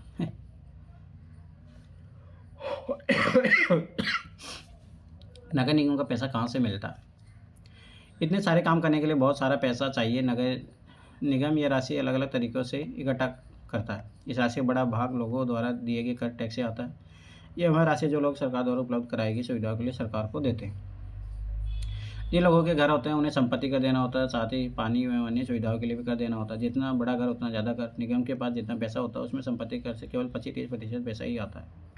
शिक्षा पर भी कर लगता है। अगर आप किसी दुकान होटल के मालिक हैं तो उस पर भी कर देना पड़ता है। अगली बार जब आप सिनेमा देखने जाएगा तो टिकट पर ध्यान से देखिएगा, मनोरंजन के लिए भी कर देना पड़ता है।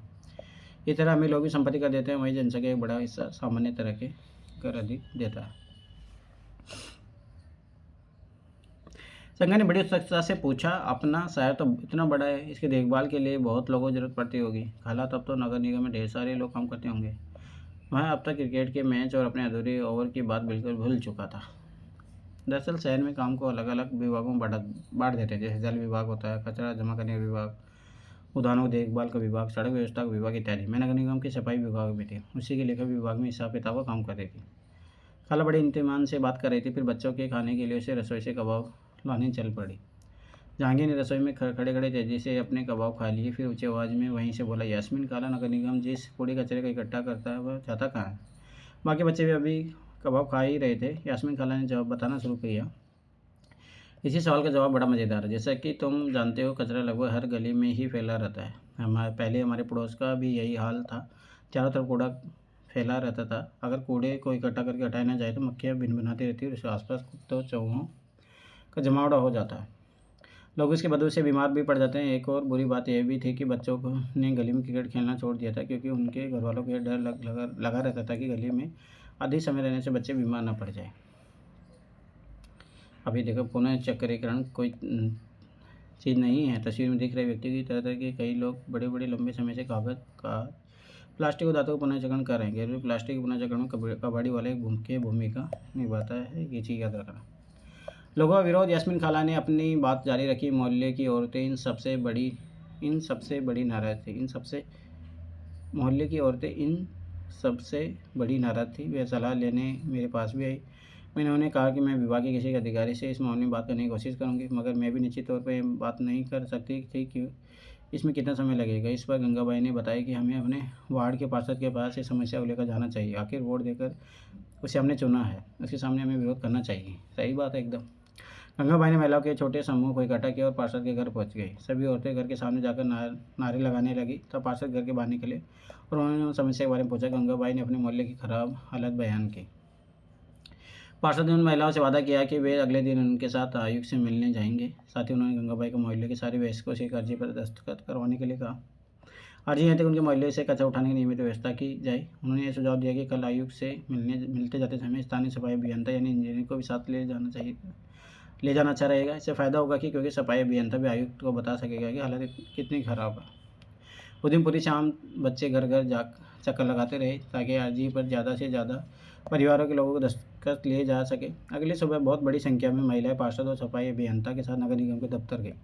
आयुक्त पूरे समूह से मिले पर भी बहाना बनाने लगे कि नगर निगम के पास पर्याप्त संख्या में ट्रक उपलब्ध नहीं है। गंगाबाई ने तपाक से कहा, लेकिन लगता है कि आपके पास अमीर इलाकों में कचरा उठाने के लिए पूरे ट्रक है। ये देखो विडम्बना। जहांगीर ने झट से कहा, इससे आयुक्त का तो मुँह ही बंद हो गया होगा। मैं स्वाभाविक सी बात है, और नहीं तो क्या। उसने फ़ौरन इंतजाम करने के लिए कहा। यास्मीन खाला ने बताया, गंगाबाई ने आयुक्त को चेतावनी दी कि अगर 2 दिन के अंदर काम नहीं हुआ तो नगर निगम के सामने बहुत बड़ी संख्या में महिला धरने पर बैठ जाएगी। ये होती है देखो संगठन की शक्ति। तो क्या गलियों की सफाई हो गई? रेहा ने झट से पूछा। तो जो कभी चीज़ों को अधूरा नहीं छोड़ती थी। 2 दिन तक कुछ भी नहीं हुआ। वो तो जब एक बहुत बड़े समूह ने विरोध प्रदर्शन किया, जोरदार नारे लगाए, तब जाकर बात मानी। अब मोहल्ले की सफाई नियमित रूप से होने लगी। अब देखो ये होता है, अगर आप देखो विरोध भी अगर अच्छे से नहीं करोगे तो याद रख लेना आपकी कोई नहीं सुनेगा। तो ये मतलब ये लेसन आपको व्यवहारिक जीवन में कैसा क्या करना है, कैसा बनना है, ये आपको ही सिखाएगा।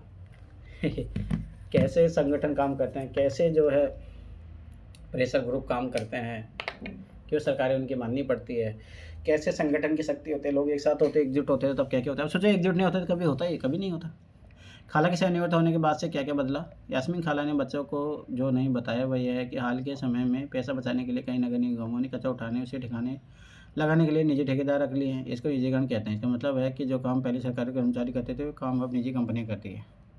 निजी ठेकेदार जिन मजदूरों को कचरा जमा करने उठाने के लिए काम पर लगाते हैं उन्हें बहुत कम पैसा देते हैं। उन मजदूरों की नौकरी अस्थायी होती है। कचरा उठाने का काम काफ़ी खतरनाक भी होता है।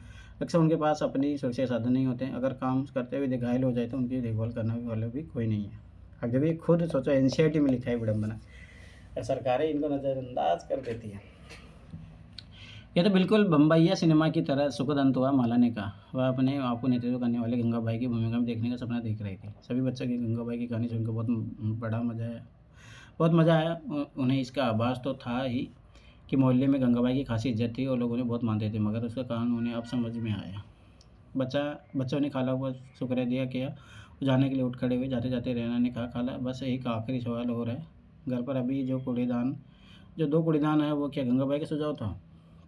खाला हंसने लगे, बोली, अरे नहीं नहीं, ये तो नगर निगम ने ही सुझाव दिया था कि हम खाने पीने और गलने वाली चीज़ों को एक कूड़ेदान में डालें और प्लास्टिक कांच जैसी न मिलने वाली चीज़ें को दूसरी कूड़ेदान में। जब हम अपने कचरे की जुटाई कर देते हैं तो निगम वालों का काम थोड़ा आसान हो जाता। बच्चे ने इतने सारे सवालों का जवाब देने के लिए खाला को फिर से शुक्रिया किया और टहलते हुए गली की तरफ चल पड़े। बहुत देर हो चुकी थी और उन्हें जल्दी से जल्दी घर पहुंचना था। आज हमेशा के मुकाबले गली में अंधेरा थोड़ा ज़्यादा था। उन्होंने ऊपर देखा, फिर मुस्कुराते एक दूसरे को देखा और वापस खाला के घर की तरफ दौड़ पड़े। स्वाभाविक सी बात है कि भाई इसका सही कैसे होगी। अभी तो कुछ केस स्टडी से सारी चीज़ें दी हुई है, थोड़े को देख लेना अपने लेवल पे। इन चीज़ें इम्पोर्टेंट नहीं, कंटेंट इम्पोर्टेंट है अपने लिए। गुनी आप देखिए केस स्टडी है, आप ऐसे में डाल सकते हो। गुनी चौरान सूरत शहर में भयंकर प्लेग फैला। प्लेग यार अगर चोर को काटने से फैलता, पहली बात ये बताना। सूरत भारत के सबसे गंदे शहरों में से एक था। लोग घरों का और होटलों का भी कूड़ा कचरा पास की नाली में या सड़क पर ही फेंक देते थे। इससे सफाई कर्मचारी को कूड़ा कचरा उठाने तो उसे ठिकाने में काम काफ़ी मुश्किल होती है। मैं बता रहा हूँ यहाँ दिल्ली में भाई जो आईएएस की तैयारी कर रहे हैं लोग ऐसे पार्कों में कचरा फेंक देते हैं, रूम के बाहर कचरा फेंक देते, क्या ही करोगे। ऊपर से नगर निगम अपना काम नियमित रूप से नहीं कर रही थी, जिससे स्थिति और बदतर हो गई थी। प्लेग हवा के लिए जरिए फैलता है। जिन लोगों को प्लेग हो जाए उन्हें दूसरे से अलग रखना पड़ता है। सूरत में उस साल बहुत से लोगों ने अपनी जान गंवाई।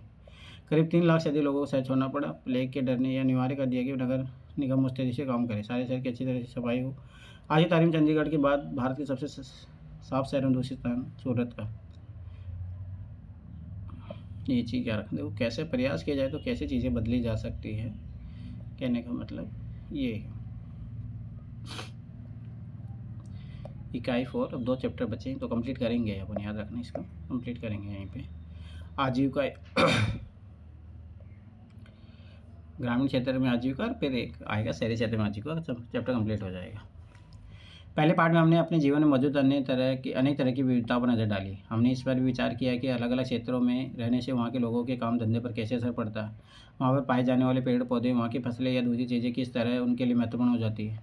इस पार्ट में हम देखेंगे कि गाँव में लोग किन विभिन्न तरीक़ों से अपनी आजीविका चलाते हैं। पहले 2 पार्टों की तरह यहाँ भी हम इसकी पड़ताल करेंगे कि क्या लोगों के पास आजीविका चलाने के लिए समान अवसर उपलब्ध है या नहीं।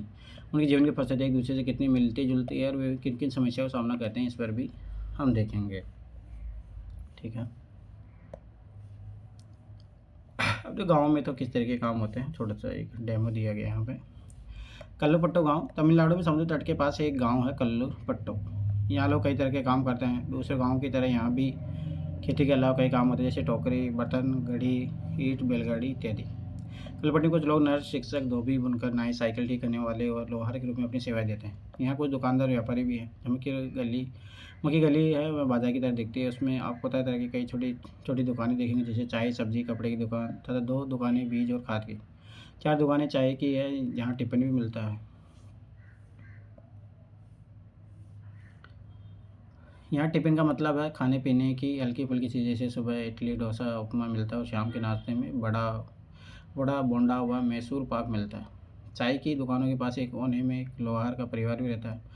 उसी घर में ही लोहे की चीज़ें बनाने का काम होता है। बगल में सरकारी साइकिल की मरम्मत की एक दुकान है, वहाँ साइकिल किराए पर ही मिलती है। गांव में 2 परिवार कपड़े धोकर अपनी आजीविका चलाते हैं। कुछ लोग पास के शहर में जाकर मकान बनाने और लॉरी चलाने का काम करते हैं। गाँव छोटी छोटी पहाड़ियों से घिरा हुआ है। सिंचित ज़मीन पर मुख्यतः धान की खेती होती है। ज़्यादातर परिवार खेती के द्वारा अपनी आजीविका कमाते हैं। यहाँ आम और नारियल के काफ़ी बाग है। कपास, गन्ना और केला भी उगाया जाता है। ये कुछ लोगों से मिले जो कल्लूपट्टू के खेतों में काम करते हैं। वो देखें कि हम उनकी आजीविका के बारे में क्या सीख सकते हैं, तुलसी है। हम सब यहाँ रामलिंगम की ज़मीन पर काम करते हैं। उसके परिवार के पास कल्लूपट्टू में 20 एकड़ के धान के खेत हैं। शादी से पहले भी मैं मायके में धान के खेतों में ही मजदूरी करती थी। यहाँ मैं सुबह 8:30 से शाम 4:30 तक काम करती हूँ। रामलिंगम की पत्नी करुथम्मा काम की निगरानी करती है। साल में कुछ ही मौके ऐसे होते हैं जब मुझे नियमित रूप से मजदूरी मिलती है। यह उन मौक़ों में से एक है। मैं धान रोप रही हूँ। जब धान की फसल थोड़ी बढ़ जाएगी तो रामलिंगम हमें निराई के लिए और बाद में कटाई के लिए बुलाएगा। तो मतलब समझ रहे हो, 4 महीने की समथिंग काम मिलता है। सोचो, साल भर तो कोई काम नहीं। जब मैं कम यही तो ग्रामीण समाज की समस्या है सबसे बड़ी। शहरों में देखो कोई भी काम आपको आजकल तो फिर भी ये गिग इकोनॉमी आ गई तो यहाँ पे वो दिक्कतें वापस से हो रही है, परंतु ऐसे देखो तो मोस्टली गांव में तो वो हालात पहले से थे। जब मैं कम उम्र की थी तो निराई कटाई का काम आसानी से कर लेती थी, लेकिन अब जैसे जैसे उम्र हो रही है मुझे झुककर काम करने और देर तक पानी में पैर डुबे रहने से तकलीफ होती है। रामलिंगम एक दिन का 40 रुपये मजदूरी देता है। मेरे गांव में मजदूरी की रेट से ये थोड़ा कम है। अब देखो ये भेदभाव फिर भी क्यों, कारण ये है ना कि वहाँ लोग इतने बेरोजगार है, बेचारे कोई भी काम करने तैयार हो जाएगा, तो इसलिए वो फ़ायदा उठाते हैं इस चीज़ का। फिर भी मैं मजदूरी के लिए यही आती हूँ। रामलिंगम पर मुझे भरोसा है कि वो काम होने पर वो मुझे ही बुलाएगा। बाकी लोगों की तरह वह आसपास पड़ोस के गाँव में सस्ते मजदूर ढूंढने नहीं जाता। अब ये देखो, मेरा पति रमन भी मजदूर है। हमारे पास कोई ज़मीन नहीं है। साल के इन महीनों में वह खेतों में कीड़ों की दवाई छिड़कता है। जब खेतों में कोई काम नहीं मिलता तो उसे पास की खान से पत्थर नदी से बालू ढोने का काम मिल जाता है। ये पत्थर और बालू पास के शहरों में मकान बनाने के लिए ट्रक से लाए जाते हैं। अब देखो नहीं, यही कारण है ना जो महिलाओं को निर्भरता बनाती है पुरुषों पे। अब महिला घर के बाहर चलो खेती वेत का काम कर लेगी, पर ये काम तो नहीं करेगी। अब जब ये काम नहीं करेगी तो सुबह-सुबह तो उसका आजीविका चलाना मुश्किल हो जाएगा। खेत में काम करने के अलावा मैं घर का सारा काम करती हूँ। मैं घर में सबके लिए खाना बनाती हूँ, कपड़े धोती हूँ और सफाई करती हूँ। दूसरी औरतों के साथ जाकर जंगल से लकड़ी भी लाती हूँ। गाँव से करीब 1 किलोमीटर दूर बोरवेल है, जहाँ से पानी लेकर आती हूँ। सोचो 1 किलोमीटर। मैं फिर बार बता रहा हूँ, बहुत बड़ी बात है। सोचो शहर में एक कदम चलाते सारी सुविधाएँ, मोटर चलाओ, और यहाँ लोग पानी के लेके 1 किलोमीटर जा रहे हैं। जो भी पानी साफ मिलेगा नहीं मिलेगा, ये बहुत बड़ी विडंबना है। मेरे पति घर का सामान जैसे साग सब्जियाँ खरीदने में मेरी मदद करता है। हमारी 2 बेटियाँ हमारे जीवन की खुशी है, दोनों ही स्कूल जाती है। पिछले साल एक बेटी बीमार पड़ गई थी तो उसे शहर के अस्पताल ले जाना पड़ा। हमें उसके इलाज के लिए रामलिंगम से उधार लिया था और उस उधार चुकाने के लिए हमें अपनी गाय बेचनी पड़ी। आप देख लो। इसलिए आयुष्मान भारत योजना, ये चीज़ अगर अच्छे तरीके से काम किया जाए तो कितना ये ज़रूरी है। जैसे तो अपनी तुलसी कहानी में पढ़ा कि ग्रामीण इलाकों में गरीब परिवार को बहुत सारा समय पानी और जलावन की लकड़ी लाने और जानवर चराने में बीतता है। इन कामों से कोई पैसा नहीं मिलता, लेकिन गरीब परिवारों में ये काम बहुत महत्वपूर्ण हो जाते हैं। वे मजदूरी से जो थोड़ा पैसा कमाते हैं उससे गुजारा नहीं होता। घर चलाने और ज़िंदगी बसर करने के लिए इन कामों को करना पड़ता है। हमारे जैसे ग्रामीण परिवारों में से करीब 40% खेती मजदूर है। कुछ के पास ज़मीन के छोटे-छोटे टुकड़े हैं, बाकी तुलसी की तरह भूमिहीन है। कई बार जब पूरे साल उन्हें काम नहीं मिल पाता तो जब मजबूरन काम की खोज में उन्हें दूर-दराज के इलाकों में जाना पड़ता है। इस तरह का प्लान कुछ विशेष मौसमों में भी होता है। शेखर, हमें यह ध्यान अपने घर लेकर जाना है। मेरे परिवार ने अभी भी फसलों की कटाई पूरी की है। हमारे पास बस 2 एकड़ ज़मीन है। हम अपने खेत का सारा काम खुद ही कर लेते हैं। मैं कई कई बार कटाई के समय दूसरे छोटे किसानों को मदद ले लेता हूँ और बदले में उनके खेतों में कटवाई करवा देता हूँ। व्यापारी मुझे उधार पर बीज और खाद दे देता है। इसे चुकाने के लिए मुझे थोड़े कम दामों पर उसे धान बेचना पड़ता है। देखो, ये शोषण का स्वरूप है भाई, पर ये लोगों को ज़रूरत हो जाती है। अगर बाज़ार में बेच दो तो ज़्यादा पैसे मिल जाएंगे, लेकिन मुझे उधार भी तो चुकाना है। व्यापारी ने किसानों को याद दिलाने के लिए अपना एजेंट भेजा है कि जिन किसानों ने उधार लिया वे उसी को अपना धान बेचे। मुझे अपने खेत से 60 बोरी धान मिलेगा। उनमें से कुछ से मैं अपना उधार चुका दूंगा, बाकी घर में लग जाएगा। लेकिन मेरे हिस्से में जो आता है वह सिर्फ 8 महीने ही तक ही चल पाता है, इसलिए मुझे और पैसा कमाने की ज़रूरत पड़ती है। इसके लिए मैं रामलिंगम की चावल की मिल में काम करता हूँ। वहाँ मैं पड़ोसी गाँव के किसानों से धान इकट्ठा करने में उसकी मदद करता हूँ। हमारे पास एक संकर गाय भी है, उसका दूध का हम यहाँ की सहकारी समिति में बेच देते हैं। इससे रोज के खर्चे के लिए थोड़ा पैसा मिल जाता है।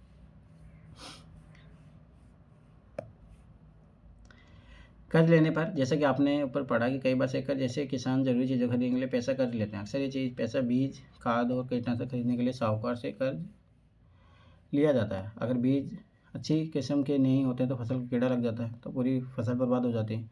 बारिश पूरी न होने पर भी फसल खराब हो सकती है। ऐसी स्थिति में किसान अपना उधार नहीं चुका पाते। इस बार परिवार चलाने के लिए उन्हें और पैसा कर्ज के तौर पर लेना पड़ता है। जल्दी कर्ज इतना बढ़ जाता है कि किसान कितना भी कमा ले वो उसे चुका नहीं पाता। इस स्थिति में कहते हैं कि किसान कर्ज तले दब गया। पिछले कुछ सालों में यह किसानों की विपदा का मुख्य कारण बन गया है। कई क्षेत्रों में किसानों ने कर्ज के बोझ से दबकर आत्महत्या कर ली। अब देखो, सरकारें जब काम नहीं करेंगी तो भाई लोगों को तो पैसे चाहिए ना, तो दैनिक जीवन की आवश्यकता को पूर्ति करने के लिए।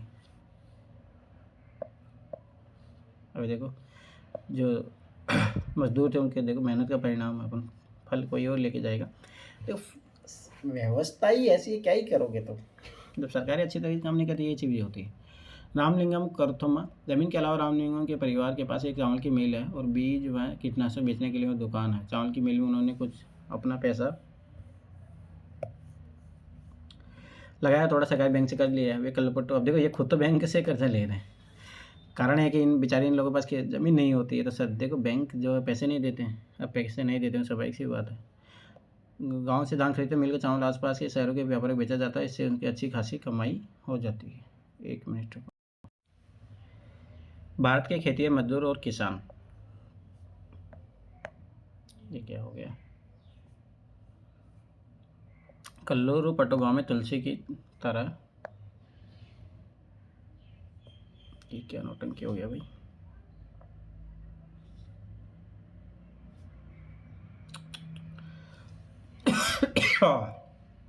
रोकने का मतलब सही नहीं था, मतलब चलो ठीक है, आज इसको कंप्लीट करेंगे ही। फिर जितना जल्दी हो 7th 8th क्लास ये सब चीज़ें भी कंप्लीट करेंगे।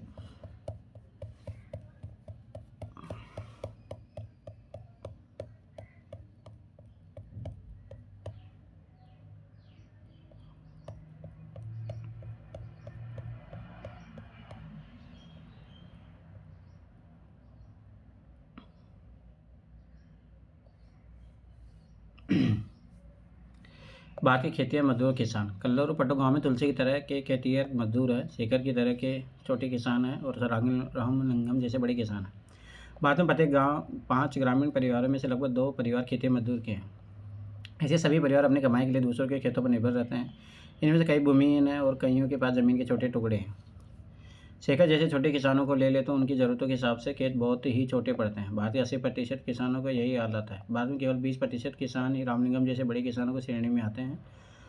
ऐसे किसान गाँव को अधिकतर ज़मीन पर खेती करते हैं। उनकी उपज का बहुत बड़ा भाग बाजार में बेचा जाता है और कई बड़े किसानों ने अन्य काम धंधे शुरू कर दिए, जैसे दुकान चलाना, सूद पर पैसा देना, छोटी छोटी फैक्ट्रियाँ चलाना इत्यादि। हमने कल्लूपट्टी में होने वाली खेती के बारे में पढ़ा। ग्रामीण क्षेत्र में खेती के साथ साथ लोग जंगल की उपज और पशु आदि पर भी निर्भर रहते हैं। उदाहरण के लिए मध्य भारत के कुछ गाँवों में खेती और जंगल की उपज दोनों ही आजीविका के महत्वपूर्ण साधन हैं। महुआ बीनने, तेंदुए के पत्ते इकट्ठा करने, शहद निकालने और इन्हें व्यापारी को बेचने जैसे काम अतिरिक्त आय में मदद करते हैं। इसी तरह सरकारी समिति या पास के शहर के लोगों को दूध बेचना भी कई लोगों के लिए आजीविका कमाने का मुख्य साधन है। समुद्र तटीय इलाकों में हम देखते हैं कि पूरे के पूरे गांव मछली पकड़ने में लगे हुए हैं। आइए करुणा और पारिली विलियम के जीवन के बारे में पढ़कर मछली पकड़ने वाली एक परिवार के बारे में थोड़ा और जानें। ये परिवार कल्लूर पट्टू के पास पदू पट्टू के गाँव में रहता है। नागालैंड की सीढ़ीनुमा खेती ये गांव है जिसका नाम है चिजामी, नागालैंड के फेक जिले में है। ये गांव में रहने वाले लोग चखे समुदाय के हैं। सीढ़ीनुमा खेती करते हैं। इसका मतलब है कि पहाड़ी की ढलाव जमीन के छोटे छोटे सपाट टुकड़ों में बांट देते हैं और उस जमीन की सीढ़ियों के रूप में बदल दिया जाता है। प्रत्येक सपाट टुकड़ों के किनारों के ऊपर उठा देते हैं जिससे पानी बना रह पाए। ये चावल की खेती के लिए सबसे अच्छा है। चिजामी के लोगों के पास अपने खेत है, लेकिन वे इकट्ठे होकर एक दूसरे के खेतों में भी काम करते हैं और 6 से 8 लोगों का एक समूह बनाते हैं और इकट्ठे मिलकर पहाड़ के एक हिस्से पर घास पतवार साफ करते हैं। और जब दिन का काम खत्म हो जाता है तो सारा समूह इकट्ठे बैठकर खाना खाते हैं। ऐसे कई दिनों तक चलता रहता है जब तक काम खत्म नहीं हो जाता। तो ये सामूहिकता का एग्जाम्पल है। अरोना और पारी वेलियन पद्दूपेटी कल्लूपट्टी से ज़्यादा दूर नहीं है। यहाँ लोग मछली पकड़कर अपनी आजीविका चलाते हैं। उनके घर समुद्र के पास होते हैं और वो वहाँ चारों ओर जाल और केटार मरीन मछली खास तरह की छोटी नाव की पंक्तियाँ दिखाई देती है इस टाइप की। सुबह 7 बजे समुद्र किनारे बड़ी गहमा गहमी रहती है। समय सारे केटार में मरे मछलियाँ पकड़कर लौट आते हैं और मछलियाँ खरीदने और बेचने के लिए बहुत सारी औरतें इकट्ठा हो जाती है। मेरा पति पारी विलेन, मेरा भाई और जीजा आज बड़ी देर से लौटे। मैं बहुत परेशान हो गई थी। हमारे केटार मेरे में इकट्ठे ही समुद्र में जाते हैं। उन्हें बताया जाता है कि वे तूफान में फंस गए थे। वो बताया था कि आज तूफान में फंस गए थे। आज जो मछलियाँ पकड़ी गई है उनमें से मैंने परिवार के लिए कुछ मछलियाँ एक तरफ उठा कर रख दी है, बाकी मैं नीलाम कर दूँगी। एक नीलाम में से जो भी पैसा मुझे मिलता है वो 4 भागों में बढ़ जाता है। 3 ऐसे उन 3 लोगों में बढ़ जाते हैं जो मछली पकड़ने जाते हैं। बाकी एक हिस्सा उसे मिलता है जिसकी नाव और जाल वगैरह होती है। चूँकि जाल केटारमैन और उसकी इंजन हमारे हैं तो वह हिस्सा भी हमें मिल जाता है। हमने बैंक से उधार लेकर एक इंजन खरीदा जो केटारमैन में लगा हुआ है। इससे लोग समुद्र में दूर तक जा पाते हैं और ज़्यादा मछलियाँ मिल जाती है। नीलामी में जो औरतें यहाँ से मछलियों को खरीदते हुए टोकरे भर भर कर पास के गाँव में बेचने के लिए जाती हैं। कुछ व्यापारी भी है जो शहर की दुकानों के लिए मछलियाँ खरीदते हैं। मैं दोपहर 12 बजे तक ही नीलामी का काम निपटा पाती हूँ। 12 शाम को मेरा पति और बाकी रिश्तेदार मिलकर जाल को सुलझाते हैं और उसकी मरम्मत करते हैं। कल सुबह 2 बजे भी फिर समुद्र की तरफ चल देंगे। हर साल मानसून के दौरान करीब 4 महीने तक समुद्र में नहीं जा पाते हैं क्योंकि ये मछलियों के प्रजनन का समय होता है। सोचो इन महीनों में हम व्यापारी से उधार लेकर अपना गुजारा चलाते हैं। इस कारण बाद में हमें मजबूरी में से व्यापारी को मछली बेचनी पड़ती है और हम खुद खुली नीलामी नहीं कर पाते हैं। खाली महीने काटना सबसे मुश्किल होता है। पिछले साल सुनामी के कारण हमारा बड़ा नुकसान भी हुआ था। ग्रामीण क्षेत्र में आजीविका के साधन। ग्रामीण क्षेत्र में लोग अपनी आय विभिन्न तरीक़ों से कमाते हैं। कुछ खेती बाड़ी का काम करते हैं, कुछ अन्य काम करके अपनी आजीविका चलाते हैं। खेती में कई तरह के काम शामिल हैं, जैसे खेत तैयार करना, रोपाई, बुआई, निराई और कटाई। फसल अच्छी हो इसके लिए हम प्रकृति पर निर्भर हैं। इस तरह जीवन ऋतुओं के इर्द गिर्द ही चलता है। बुआई और कटाई के समय लोग काफ़ी व्यस्त रहते हैं और दूसरे समय पर काम का बोझ कम रहता है। देश के अलग अलग क्षेत्रों में ग्रामीण लोग अलग अलग तरह की फसलें उगाते हैं, फिर भी हम उनके जीवन की परिस्थितियों में और उनकी समस्याओं में काफ़ी समानताएं पाते हैं।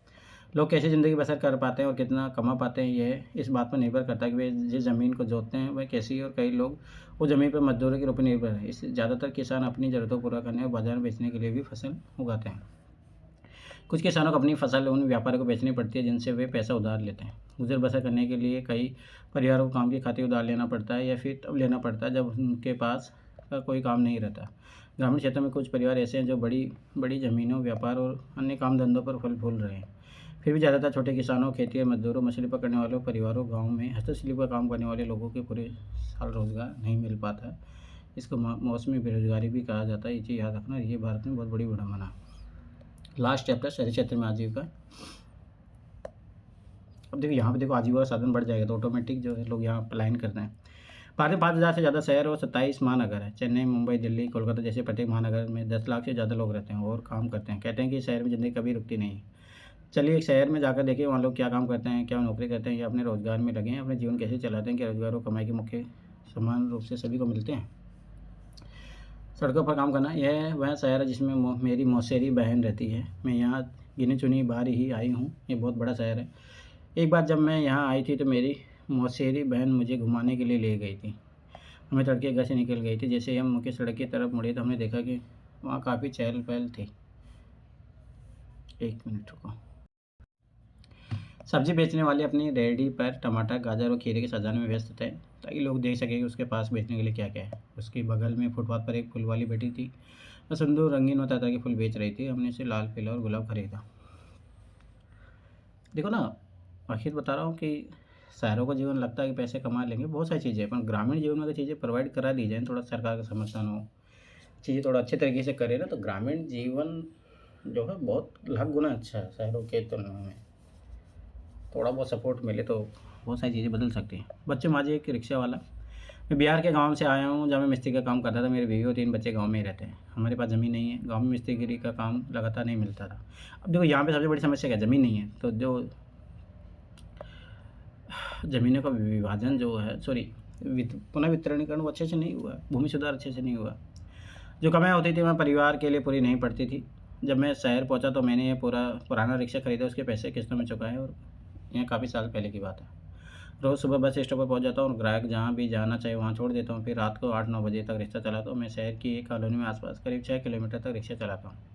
दूरी के हिसाब से ग्राहक मुझे 5-10 रुपये तक देता है। तब तबीयत ख़राब हो जाती है, तब मैं यह काम नहीं कर पाता। उन दिनों कमाई बिल्कुल नहीं हो पाती। मैं अपने दोस्तों के साथ किराए के कमरे में रहता हूँ। वे सब पास की फैक्ट्री में काम करते हैं। रोज़ 80-100 रुपये तक मेरी कमाई हो जाती है, जिसमें से 50-60 रुपये खाने तो किराए पे चले जाते हैं। अब देखो ये है खतरनाक हालत यहाँ पे। बाकी मैं परिवार के लिए बचा लेता हूँ। साल में 2-3 बार मैं अपने परिवार से मिलने गाँव जाता हूँ। अब ये देखिए कितनी खतरनाक विडंबना है। जो पैसा शहर बेचता हूँ मेरा परिवार उसी पर जीता है। कभी कभी बार मेरी बीवी खेतों में मजदूरी करके थोड़ा बहुत काम कमा लेती है। तो सही नहीं है। मैं फिर बारह बता रहा हूँ, ये स्थिति खतरनाक है। उल्टा जब भी पारिवारिक संबंध खराब होते हैं वो बहुत बड़ा कारण है। सामाजिक विभाजन होता जा रहा है, गरीब अमीर होता जा रहा है, बहुत चीज़ें हैं। सड़क के दूसरी तरफ पटरी पर एक व्यक्ति अखबार बेच रहा था और वह चारों ओर से लोगों से घिरा हुआ था। हर कोई अखबार पढ़ना चाहता है। वहाँ से बसें जो जो से हॉर्न बजाती गुजर रही थी। ऑटो रिक्शा स्कूल के बच्चों से ठठाठस भरे हुए थे। पास की पेड़ के नीचे एक मोची छोटे से टीन के बक्से से अपना सामान निकाल रहा था। वहीं सड़क के किनारे नाई अपना काम शुरू कर रहा था। उसके पास एक ग्राहक पहले से ही था जो सुबह सुबह दाढ़ी बनवाना चाहता था। सड़क से थोड़ी दूर जाकर एक औरत ठेला गाड़ी में प्लास्टिक की बोतलें, डिब्बे वालों की पिन व चिमटी ले जा रही थी। वहीं पर एक दूसरा व्यक्ति घर घर बेचने के लिए साइकिल पर सब्जी ले जा रहा था। हम उस जगह पर आ गए हैं जहाँ रिक्शे वाले कतार में खड़े होकर अपने ग्राहक का इंतज़ार कर रहे थे। हमने एक बाज़ार जाने के लिए तय किया। बाज़ार वहाँ से 2 किलोमीटर पर था।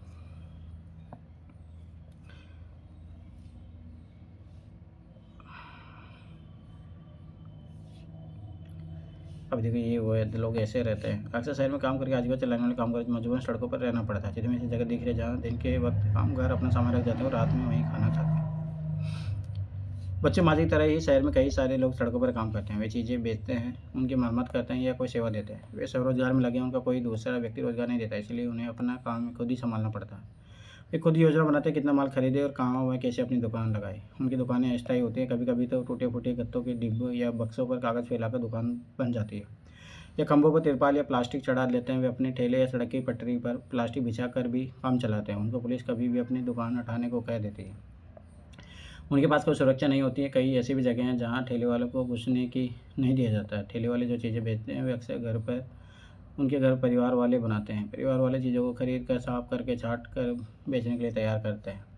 उदाहरण के लिए जो सड़कों पर खाना या नाश्ता बेचते हैं वे ज़्यादातर घर पर ही बनाया जाता है। अहमदाबाद शहर में एक सर्वेक्षण में पाया गया ये काम करने वालों में से 12% लोग सड़कों पर ही काम कर रहे थे। हमारे देश के शहरी इलाकों में लगभग 1 करोड़ लोग फुटपाथ और ठेलों पर सामान बेचते हैं।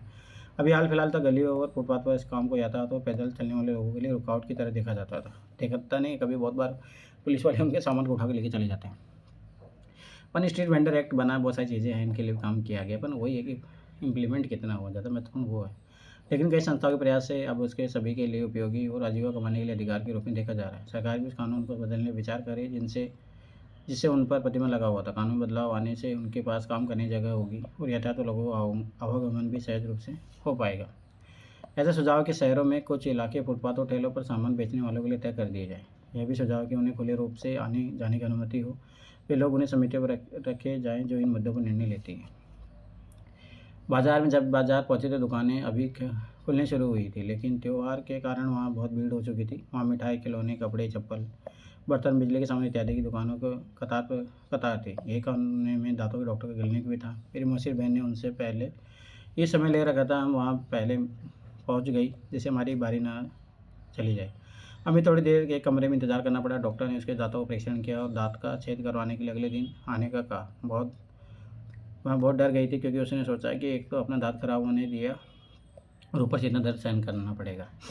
डॉक्टर के यहाँ से हम सिले हुए कपड़े के शोरूम पर गई क्योंकि मैं कुछ सिले सिलाए कपड़े खरीदना चाहती थी। इस शोरूम की 3 मंजिलें थी और हर मंजिल पर अलग अलग तरह के कपड़े थे। हम तीसरी मंजिल पर पहुँचे जहाँ लड़कियों के कपड़े भी रखे हुए थे। बड़ी दुकान। हरप्रीत पहले मेरे पापा और चाचा एक छोटी सी दुकान पर ही काम करते थे। इतवार को